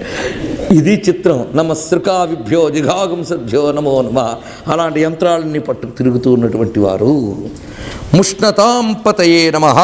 ముష్ణతాం పతయే అంటే పండిన చేలని దోచుకునేవారు, ధాన్యాదుని దొంగలుండేవారు, ఎన్ని రకాల వాళ్ళని చూపిస్తున్నారు చూడండి. నమో సింహభ్యో నక్తంచరద్భ్య ప్రకృతానాం పతయే నమః. కత్తులు పట్టుకు తిరిగేవాళ్ళు, బెదిరించి మెడ దగ్గర పెట్టి దోచుకుపోయే వాళ్ళు కనిపించేవాళ్ళు. అలాగే నక్తంచరద్భ్య రాత్రుల వేళ తిరిగేవాళ్ళు, అంటే ప్రకృతి కూడా సహకరించారు కప్పడానికి. ప్రకృతానాం పతయే నమః అంటే వాళ్ళకి నాయన నన్ను దోచుకోకు అని డబ్బిచ్చేసిన ఒక్కడేనో కొట్టి వెళ్ళిపోతాడు వాడికి, లేకపోతే తోచదు వాడికి. హింసించే ధనాన్ని దోచుకుంటాట వాడు. ఒకటి పొడిచో ఒకటి కొట్టో ఏదో చేయకపోతే తోచదు వాడికి. అందుకు ప్రకృతానాం పతయే నమః, హింసించి ధనాన్ని దోచుకునేవాడు. నమో ఇషుముద్భ్యో ధన్వావిభ్యశ్చవో నమో నమః. ధనుస్సులు మొదలైనవి పట్టుకుని వాటి సాయంతో బెదిరిస్తూ తిరిగేటటువంటి వారు అని ఇక్కడ దొంగల గురించి ఇంత వివరించాడు. ఆతన్వానేభ్య ప్రతిధానేభ్యశ్చవో నమః. ఇక్కడ వరకు మనం తెలుసుకున్నాం దొంగలు. ఈ మంత్రాల్లో ఉన్న అంతరార్థాన్ని ఇప్పుడు చూద్దాం. అయ్యా, దొంగల రూపంలో ఉన్న రుద్రుడికి నమస్కారం అంటే దొంగడు మనల్ని దోచుకున్నాడు గనక అంటాం, కానీ ఒక్కసారి మనం దోచుకున్నాడు దొంగ అనేటటువంటి ప్రిజుడిస్ భావాన్ని వదిలేసి ఆ దొంగ యొక్క స్కిల్ని మీరు అబ్జర్వ్ చేయండి. ఎంత గొప్పగా ఆయన దోచుకుంటున్నాడు. అక్కడ మనం ఉన్న అన్ని జాగ్రత్తలు తీసుకుంటున్నా మనకు తెలియకుండా దోచుకుంటున్నాడంటే ఎంత గొప్ప. ఎదురుగా వచ్చి బెదిరించి దోచుకున్నాడంటే మనకన్నా గొప్పవాడే కదా, అంతే కదా. ఆ విధంగా దోచుకున్నాడు. మరుగుడు మన పక్కనే ఉంటూ నెమ్మదిగా వంచితే పరివంచిత. ఏమి స్కిల్ అండి వాడికి, ఇంత నైపుణ్యం వాడి దగ్గర ఉంది. ఈ నైపుణ్యం ఎక్కడి నుంచి వచ్చింది? వాడిలో ఉన్న అంతర్యామి చైతన్యం వల్లనే వాడి నైపుణ్యం వాడికి వచ్చింది. కవికి కవిత్వ నైపుణ్యం ఎలా వచ్చిందో, సంగీతకారుడికి సంగీత నైపుణ్యం ఎలా వచ్చిందో, దొంగకి దొంగ నైపుణ్యం కూడా అలాగే వచ్చింది. అదో ఆర్టు, దానికో పరంపర ఉంది, దానికో కుటుంబాలు ఉన్నాయి. కళగా గొప్పదే, దొంగతనం కూడా గొప్పదే. అందుకే ఎక్కడైనా పెద్ద దొంగతనం జరిగిందంటే ఒక పోలీసుని పిలిపిస్తారు. ఆ పోలీసు గొప్ప దొంగతనం జరిగితే గొప్ప పోలీస్ ఆఫీసర్ని పిలిపిస్తారు. అతనికి అప్పచెప్తారు, అయ్యా నీకు ఈ కేసు అప్పచెప్పాం, మామూలు మా కానిస్టేబుళ్ళు ఈ ఎస్పీలు తెలుసుకోలేకపోతున్నారు అని ఎక్కడో స్పెషల్ ఆఫీసర్ని అపాయింట్ చేస్తారు. వాడు ఆ దొంగతనం జరిగే చోటుకు వెళ్తాడు, అబ్జర్వ్ చేస్తాడు. ఈ దొంగ ఎలా వచ్చుంటాడు, ఎలా దోచుకుంటాడు, ఆ దోచుకున్నప్పుడు వీళ్ళ పరిస్థితి ఎలా ఉండేది, ఆ వస్తువుని ఎలా తీసుంటాడు వీడు ఊహిస్తాడు. ఊహించినప్పుడు ఏం జరిగింది మీరు ఆలోచించండి. వాడి మెదడులో ఉన్న వ్యవస్థను ఆలోచించండి. ఇక్కడ అంటే వాడు కూడా పూర్తిగా దొంగ అయిపోయాడు ఆఫీసర్, అవునా లేదా? వాడు పూర్తిగా దొంగ అయితేనే దొంగ గురించి తెలుసుకోగలడు. పాము కాళ్ళు పాముకే తెలుస్తాయని సామెతుంది మనకి. దొంగ గురించి దొంగకే తెలుస్తుంది. మరికొన్ని మనం పాశ్చాత్య చిత్రాల్లోని మన చిత్రాల్లోని మన కథల్లో కూడా తెలుసుకుంటూ ఉంటాం. ఎవడైనా గొప్ప దొంగ దోచుకుని పోతే ఏ పోలీసు వాడి వల్ల కానప్పుడు మనం చాలా కాలం నుంచి భయంకరమైన కట్టుదిట్టంలో బంధించిన గజ దొంగ ఉన్నాడు కదా, ఆయన్ని ఈ విషయంలో వినియోగిద్దాం పోలీసుల తరపున. అప్పుడు వాడు వెళ్ళి వాడిని పట్టుకుంటాట. అప్పుడు ఏమైంది? దొంగ అనే స్కిల్ పాజిటివ్గా ఉపయోగపడిందా లేదా? దాని యూసేజ్ బట్టి, దాని యూటిలైజేషన్ బట్టి అది చెడ్డ మంచా అని తేల్చాం, కానీ స్కిల్గా గొప్పదే కదా. ఆ దొంగతనమైన స్కిల్ ఉందే అది ఈశ్వర స్వరూపం. సృష్టిలో ఎక్కడ ఏ నైపుణ్యం కనబడ్డా అది భగవద్విభూతే. అయితే ఆ నైపుణ్యం ఏదో నా నెత్తి మీదకి రాకుండా ఉంటే చాలు స్వామి అని నమస్కారం చేసుకోవడం దీనిలో ఉన్నటువంటి ఆంతర్యం. అందరూ నిపుణులే, ఆ నిపుణత్వం నా మీద చూపించకపోతే చాలు, నా దేశం మీద చూపించకపోతే చాలు. ఈ వంచన, ఇవి స్కాములు ఇవేవి నా మీద చూపించకు. ఇదిగో నా మీద యుద్ధానికి వస్తున్న శత్రువులు ఉన్నారే, వాళ్ళకి దొరకకుండా వాళ్ళని ఎలా దెబ్బతీయచ్చో అటు చూపించు. అయ్యా, వ్యవస్థలో అందరూ ఉంటారు, అందరూ ఉండాలి. ఇది మొదటి నుంచి ఉన్న విషయమే. అయితే కొన్ని వ్యవస్థల్లో మెజారిటీ మైనారిటీలు తేడా, ఒక్కోసారి వీళ్ళే ఎక్కువైపోయే ప్రమాదం వచ్చినప్పుడు కట్ చేయాల్సిందే. కానీ వ్యవస్థలో అందరూ ఉంటారు, ఉండాలి. ఉన్నప్పుడు వ్యవస్థ ఈశ్వరుడైనప్పుడు ప్రతి వాళ్ళలోనే ఆయన కనిపిస్తాడు. అసలు దొంగ ఎందుకు వస్తాడో మన శాస్త్రం చెప్పింది ఇక్కడ చూడండి. నీది కాని సొమ్ము నీ దగ్గరుంటే భగవంతుడు మూడింటిని ప్రేరేపిస్తాడట ప్రకృతిలోంచి. మూడింటిని వేటిని అంటే చోర, అగ్ని, రాజ, ముగ్గురిని ప్రేరేపిస్తాడు. చోరులని, అగ్నిని, రాజుని. అక్రమార్జన పేరుకుంటే దొంగల ముందు వచ్చి దోచుకుంటారు. ఇంకా ఏదైనా మిగిలితే అగ్ని తగలబెడతాడు. ఇంకా మిగిలి ఉంటే రైడింగ్ జరుగుతుంది. కనిపిస్తుంది. రాజు అంటే పాలకుడు అని అర్థం. వాళ్ళు వచ్చి రైడ్ చేసి తీసుకుపోతారు. ఈ మూడు విధములుగా నీది కాని సొమ్ము నీ నుంచి తీసుకుపోబడుతుంది అని శాస్త్రం మనకి చెప్తూ ఉన్నటువంటిది. అయితే నేను చాలా న్యాయంగా సంపాదించానండి అంటాం. మనం సంపాదించే ప్రయత్నంలో న్యాయం ఉండొచ్చు, కానీ ఎక్కడ నుంచి ఏ అన్యాయం మనకు తెలియకుండా జరిగిందో మనకు తెలియదు. ఈ జన్మలోనే కాదు, గత జన్మల్లో ఉన్న అక్రమాలు మాత్రం ఊరుకుంటాయా? అవి కూడా ఇప్పటి సంపాదనకి హేతువులు అవుతాయి. దాన్ని దోచుకోవడానికి వాడిని పంపిస్తాడు, ఇలాగా వాడు వచ్చి తీసుకుపోతాడు. ఇలాంటి ఈ ముగ్గురిని ప్రేరేపించేది విశ్వవ్యాపకమైన ఈశ్వర వ్యవస్థే ప్రేరేపిస్తుంది. అందుకు ఈ ముగ్గురు కూడా భగవత్ స్వరూపులే, రుద్రస్వరూపులే. ఆ కారణం చేత పరమేశ్వర చోరాదుల వల్ల నాకు ప్రమాదం లేకుండా ఉండుగాక అని తనని తాను సంపాదించుకున్న వాటిని రక్షణ కల్పించుకోవడానికి రుద్రం ఏ విధంగా పనికొస్తుందో అర్థం చేసుకోండి. అందరి బుద్ధులు యందు ఉండేవాడు ఆ చోరుడు బుద్ధి యందు ఉండి ఆ బుద్ధి వీడి వైపు ప్రయోగింపబడకుండా రక్షిస్తూ ఉంటాడు. అంటే చోరుల్ని ప్రేరేపించేవాడు శివుడే అయితే మరి చోరులకి పాపం అంటదా? ఇది కూడా ప్రశ్న. ఎందుకంటే ఎన్ని ప్రశ్నలు పుడతాయో ముందు నేను ఊహించుకోవాలి. అదొకటి. చోరులకి ఆ పాపం చేస్తే ఇదే మనకు పాపపుణ్య వ్యవస్థలో చాలా కన్ఫ్యూజన్లు వస్తూ ఉంటాయి. వాడు కర్మ కొద్దీ వాడు చచ్చాడండి, అందుకు వాడు చంపేశాడు. వాడు కర్మ కొద్దీ వాడు చచ్చినప్పుడు చంపిన వాడికి దోషం ఏముంది? వాడి కర్మ కొద్దీ ఈశ్వర ప్రేరణ చేత దొంగ వచ్చినప్పుడు ఆ దొంగ ఈశ్వర స్వరూపుడు, దొంగకు పాపం అంటదా? ఇది ఇక్కడ విశేషం. దీని గురించి తెలుసుకోవాలంటే ఆ దొంగకి పాపం చేసే సంస్కారం ఉంది వాళ్ళలో. వాడు ఎలాగైనా దొంగతనం చేస్తాడు. వాడు ఆ దొంగతనం చేసి పాపం అనుభవిస్తాడు. వాడి యొక్క ఆ సంస్కారములు ప్రేరేపిస్తున్నాయి ఆ దొంగని పాపం చెయ్యమని. అయితే ఆ చేసే పాపం ఏమిదో వీడి మీదే జరిగింది అంటే అది అనుభవించే పాపం వీడి దగ్గర ఉందన్నమాట. అది అర్థం. అది యోగంలో తేడా తప్ప వీడు దొంగలాడాడు కదా అని వీడిని ఈశ్వర ప్రేరణని విడిచిపెట్టాడు. వాడికి వేయాల్సిన శిక్ష మళ్ళీ వాడికి వేస్తాడు, ఆయన వదలలేడు. అందుకే శంకరులు అంటారు, ప్రలోభాజై అర్థాహరణ పరతంత్రో ధనిగృహే ప్రవేశోద్యుక్త సంభ్రమతి బహుధా తస్కరపతే ఇమం చేతశ్చోరం కథమిహ సహే శంకర విభో తవాధీనం కృత్వా మయి నిరపరాధం కురు కృపా. ఓ దొంగల నాయకుడా, మంచి దొంగల నాయకుడు ఉన్నాడు అనుకోండి, వాడు ఏం చేస్తాడు? గొప్ప గొప్ప దొంగలందరినీ ఏరుకుని తన కంట్రోల్లో పెట్టుకోవాలి. మరి ఇంత దొంగల నాయకుడు వేని నీ కన్ను కప్పి ఒక దొంగ ఉన్నాడయ్యా, వాడున్నాడు, వాడిని తీసేసుకో. వాడి వల్ల నాకు అనవసరంగా చెడ్డ పేరు వచ్చేస్తుంది. వాడెవడు? ఇమం చేతశ్చోరం, నా చిత్తం అనే దొంగ ఉన్నాడు. వీడు ఎట్లాంటి వాడంటే ప్రలోభాజై, ప్రలోభాదులు మొదలైన వాటితో అర్థాహరణ పరతంత్ర, ధనాన్ని దొంగలించాలనేటటువంటి బుద్ధితో ధనిగృహే ప్రవేశోద్యుక్త సన్, అందరి ఇళ్లలోకి ప్రవేశించి దోచుకుంటూ ఉంటాడయ్యా. ఇట్లాంటి దొంగగుడు ఉంటే కథమిహ సహే శంకర విభో. ఎప్పుడైనా సరే ఒక రంగంలో ప్రముఖుడైన వాడు తన మించి ఒకడు ఎదిగిపోతుంటే చూడకూడదు, వాడిని వెంటనే తెచ్చుకొని వాడిని డామినేట్ చేసేయాలి. అందుకు నీలాంటి పెద్ద దొంగల నాయకుడు ఉంటూ ఉంటే ఈ దొంగని ఎందుకయ్యా చలామణి చేస్తావు? వీడిని తీసుకుని నీ డెన్లో కలుపుకో. తస్కరపతే ఇమం చేతశ్చోరం కథమిహ సఖే శంకర విభో తవాధీనం కృత్వా. ఈ మనస్సు అనే దొంగని నీకు అధీనం చేసుకుని వాడిని అధీనమైపోతే ఇంకా నాలో దోషం ఏముందయ్యా? మనస్సే కదా దోషాల వాళ్ళం.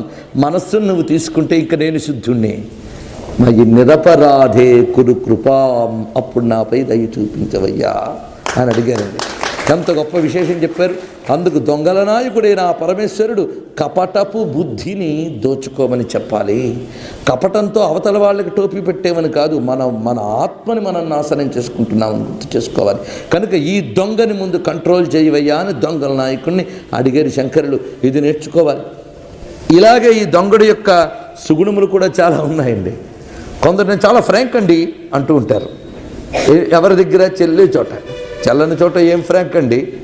ఆఫీసర్ దగ్గరికి వెళతాం, ఫైల్ చూపిస్తాం, వాడు 2 తిడితే వీడు మనసులో 10 తిడతాడు. బయటకు ఏంటంటున్నా? ఏమనలేదండి, మీలాంటి వాళ్ళు లేరండి అంటాడు. అది నిజమే. నేను అలాంటి వాడిని, అలాంటి వాడు లేడు. నాలాంటి దుర్మార్గుడు లేడా, నాలాంటి సన్మార్గుడు లేడా, అది వేరే విషయం. లోపల మాత్రం అనేక తిట్లు, బయటకు మాత్రం హీ నమస్కారం. ఇంత కపటం అండి. అక్కడ కపటం లేకపోతే అక్కడ నేను ఫ్రాంక్ అండి అంటే అయిపోయింది అక్కడ. కనుక చెల్లే చోట ఫ్రాంక్ అంతా కూడా. అందుకు ప్రతి వాడిలో ఉంటుంది ఈ ధర్మం, ఉండాలి కూడా. అందుకు అవసరమైనంత వరకు మంచిదే. ఇందాక చెప్పినట్టు పాజిటివ్ అండ్ నెగటివ్ ఏది ఉందో ఇవన్నీ కూడా ఇలా మనం భావించినప్పుడు ఆ దొంగల నాయకుడు దొంగతనాన్ని మాత్రం ఎందుకు ఊరుకోవాలి? ఆయన దొంగతనం కూడా బయట పెడదాం. ఏమిటయ్యా దొంగతనం? గురు తెరిగిన దొంగ, వీడి గురిలోన దాగి దొంగ, తావికొన్న దొంగ తగిలి పట్టుండిదే గోవులను దొంగ కూగు. ఈ దొంగావతారమే కృష్ణావతారం అంటే మరేంటి కదా. కృష్ణుణ్ణి జార చౌర మేరు ధీర సాధుజన మందార అన్నారు రామదాసుడు వారు. ఆ చౌరత్వం అంతా చూపించాడు.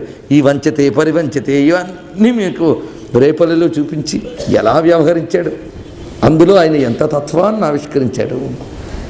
ఆ విధంగా ఇక్కడ మనకి ముందు చెప్పినట్లుగా గోపాలుడు విష్ణువు కూడా కనిపిస్తాడు.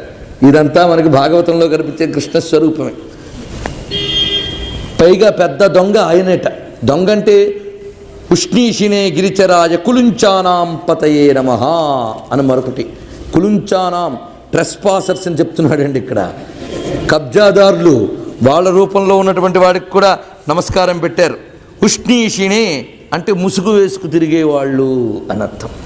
ముసుగులు వేసుకుంటారు, కనబడకుండా ముసుగు దొంగలు ఉన్నారు, అలా ఉండేవాళ్ళు అని అర్థం.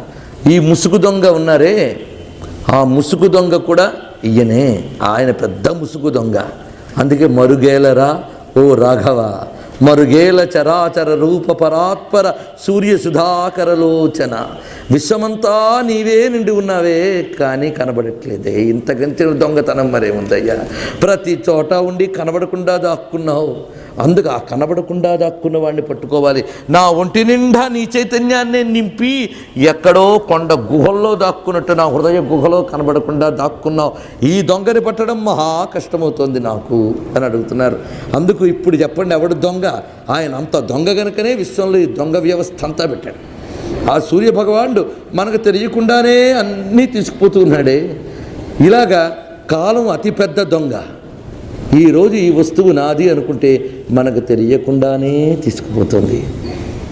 కాలం మనం చూస్తూ ఉండగా దొంగలాడే పశ్యతో హరుడు. ఇలాగ కాలస్వరూపుడైన పరమేశ్వరుడు దొంగే కనుక చోర వ్యవస్థ అనేటటువంటిది ఈశ్వర వ్యవస్థలో ఒక భాగం. ఎన్ని యాంగిల్స్లో ఈ దొంగలను అర్థం చేసుకోవచ్చు మీరు ఆలోచించండి. ఇలాగా ఉన్నటువంటి ఈ దొంగ మనల్ని అఘోర రూపుడై అనుగ్రహించాలి అని చెప్పి ఆ ఘోరమైన స్వరూపాన్ని ఇక్కడ వరకు వివరించుతున్నారు. నమ ఆయచ్చద్భ్యో విసృజద్భ్యశ్చవో నమః, నమోస్యద్భ్యో విద్యద్భ్యశ్చవో నమః, నమ ఆసీనేభ్యశ్చయానేభ్యశ్చవో నమః అని వస్తుంది. ఇక్కడ ఈ మూడవ అనువాకానికి అంతటికి కలిపి ఒక మంత్రంగా చెప్పారు. ఇది ఈ మంత్రగుచ్ఛానికి అధిదేవత ఎలా ఉంటాడో ఆ రూపాన్ని నిన్న చెప్పుకున్నాం మనం. ఒక్కొక్క మంత్రం అధిదేవత ఎలాగుంటారు అని ముత్యాల సంపదతో ఉన్నటువంటి ఆ స్వామిని వర్ణించాం.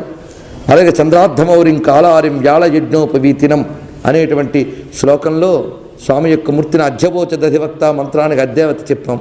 ఇక్కడ ఈ మొత్తం మంత్రాలకి అధిదేవతగా ఉన్నటువంటి వాడు ఆ పరమేశ్వరుడు ఎలాగో చూడండి వర్ణిస్తున్నారు. రూపయవ్వన సంపన్న మూర్తేవ వనదేవత పుష్పితాశోక పున్నాగ సహకార శిఖోపమః. అమ్మవారు ఉన్నారట ఆయన పక్కన. ఈ స్వరూపంలో ప్రతి స్వరూపంలో ఆవిడ ఉంటారు పక్కన. ఆవిడ ఎలా ఉన్నారంటే రూపయవ్వన సంపన్న మూర్త్యేవ వనదేవత. ఎందుకంటే అడవుల్లో తిరిగే దొంగల గురించి కూడా ఇక్కడ వర్ణించారు. అరణ్యానాం పతయే నమః. అడవుల్లో తిరిగేవాడు నిచేరవే పరిచరాయ. ఎక్కడ పెడితే అక్కడ తిరుగుతున్న దొంగలు, బాగా ఆక్రమించి తిరిగే దొంగలు అంటే బందిపోటు దొంగలు మొదలైనటువంటి వాళ్ళు, గుంపులు గుంపులుగా తిరిగే దొంగలు ఎందరినో వర్ణించారు ఇక్కడ. ఈ రకరకములైనటువంటి దోపిడీదారులు దొంగలు వీరందరినీ వర్ణించినటువంటి మహామంత్రానికి అధిదేవత ప్రత్యధిదేవతలుగా చెప్పబడుతున్నటువంటి ఈశ్వర స్వరూపం ఎలా ఉందో ఇక్కడ చూడండి. రూపయవ్వన సంపన్న అమ్మవారు ఆ త్రిపుర సుందరీదేవి మూర్త్యేవ వనదేవత. వనదేవతే రూపు కట్టుకున్నదా అన్నట్లుగా పువ్వులతో చేసిన వస్త్రాలు ధరించింది ఆవిడ. అంటే ఆరణ్యకములైన ఆటవికమైన పువ్వులతో అల్లిన వస్త్రం వేసుకుంది. ఆ వస్త్రాలు ధరించి ఆ తల్లి అకళంక శరత్పూర్ణ చంద్రబింబ సమానన. ఆ ముఖంలో ఏ మచ్చా లేనటువంటి పూర్ణ శరత్కాలపు చంద్రుని వలె ప్రసన్న వదనంతో ఉన్నది ఆ తల్లి. ప్రాతర్విబుద్ధ పద్మాభం వసానం చర్మ కోమలం.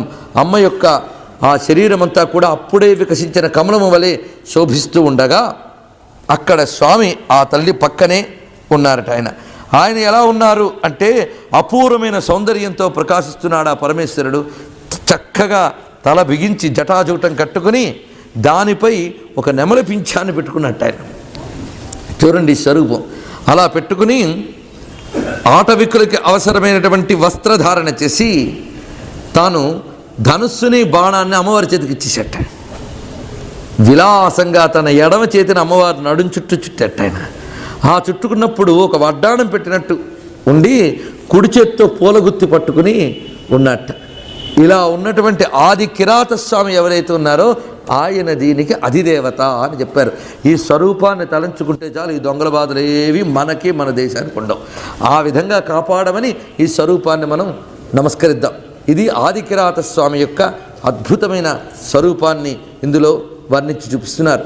ఇందులో అమ్మవారి చేతికి ఎందుకయ్యా ఇవి ఇచ్చేసాడు అంటే అర్థం పరమేశ్వరుడు ఆయుధాలన్నీ ప్రకృతి ద్వారా ప్రయోగించుతున్నాడు. అందుకే ఆ తల్లికి అప్పచెప్పాడు. ఆయన మాత్రం స్వాత్మారాముడై ఆనంద స్వరూపుడై ఉన్నాడు. అది మనకి ఈ రూపంలో కనిపిస్తున్న ఒక అద్భుతమైన భావన.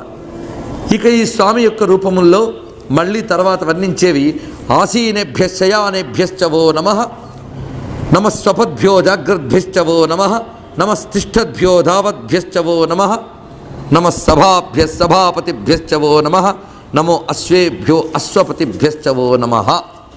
ఇది ఇక్కడ ఒక అద్భుతమైన భావన ఉంది. అశ్వేభ్యో అశ్వపతిభ్యశ్చవో నమః అనే దాంట్లో తీసుకోవాలి. గుర్రాల రూపంలో ఉన్నవాడు, గుర్రములకు నాయకుడుల రూపంలో ఉన్నవాడు అని వర్ణించారు. సరే, గుర్రాలు అనే స్థూలార్థం వదులుదాం. గుర్రాలకి ఇంద్రియార్థములు ఉన్నాయి, ఇంద్రియములు అని అర్థం. ఇంద్రియాలను నడిపేవాళ్ళు. ఇప్పుడు గుర్రాలను నడిపేవాళ్ళు గొప్పవాళ్ళు అంటే గుర్రాలను నడిపేవాళ్లే గొప్పవాళ్ళు అయితే ఆ గుర్రం కుంటిదైతే అందుకు గుర్రాలు గొప్పవి కావాలి, గుర్రాలను నడిపేవాళ్ళు గొప్పవి కావాలి. అందుకు ఇంద్రియాలకి పటుత్వం ఉండాలి, ఇంద్రియాలను నడిపేటటువంటి చైతన్యానికి పటుత్వం ఉండాలి. అందుకే అశ్వముల రూపంలో ఉన్న రుద్రునికి నమస్కారం, అశ్వపతుల రూపంలో ఉన్న రుద్రునికి నమస్కారం అని. ఈ అశ్వముల రూపంలో ఉన్న రుద్రుడు ఎలా పనిచేస్తున్నాడో అర్థం చేసుకోవడానికి ఆసీనేభ్య శయానేభ్యశ్చవో నమః, స్వపద్భ్యో జాగ్రద్భ్యశ్చవో నమః, తిష్ఠద్భ్యో ధావద్భ్యశ్చవో నమః అనేది అర్థం చేసుకోవాలి మనం. ఇక్కడ స్వామి ఆసీనేభ్య కూర్చున్నటువంటి వాళ్ళ రూపంలో ఉన్న రుద్రుడికి నమస్కారము. ఇక్కడ బహువచనం ఇది. ఆసీనేభ్య కూర్చున్న వారి రూపంలో ఉన్నవాడు, శయానేభ్య పడుకున్న వాళ్ళ రూపంలో ఉన్నటువంటి వాడు, స్వపద్భ్య నిద్రించే వాళ్ళ రూపంలో ఉన్నవాడు. శయాన అంటే సాగోరడు, స్వపద్భ్య అంటే నిద్రపోవడం, జాగ్రద్భ్య మెలకువగా ఉండడం, తిష్టద్భ్య నిలచి ఉండడం, ధావద్భ్య పరిగెత్తడం. ఇన్ని రూపాలతో ఉన్నవాళ్ళకి నమస్కారం. ఎంత గొప్పగా భావించారు చూడండి.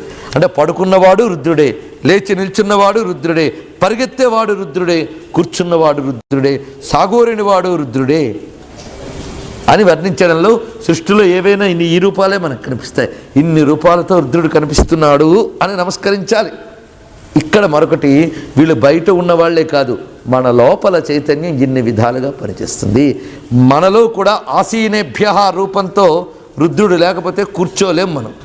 నేను కింద కూర్చోలేనండి, కుర్చీ వేస్తే కూర్చుంటాను. కింద భోజనం చేయలేనండి, టేబుల్ వేస్తే కూర్చుంటాను. ఎందుకంటే కాళ్ళు మడత పెట్టడం అనేటటువంటి కూర్చునే భంగిమలు కూడా తెలియని దేశాల నుంచి వచ్చిన సంస్కృతి అది. వాడికి మనం మఠం వేసి కూర్చోగానే ఓ భలే కూర్చున్నాడే అనగానే అక్కడ యోగా సెంటర్ పెడతాం మనం.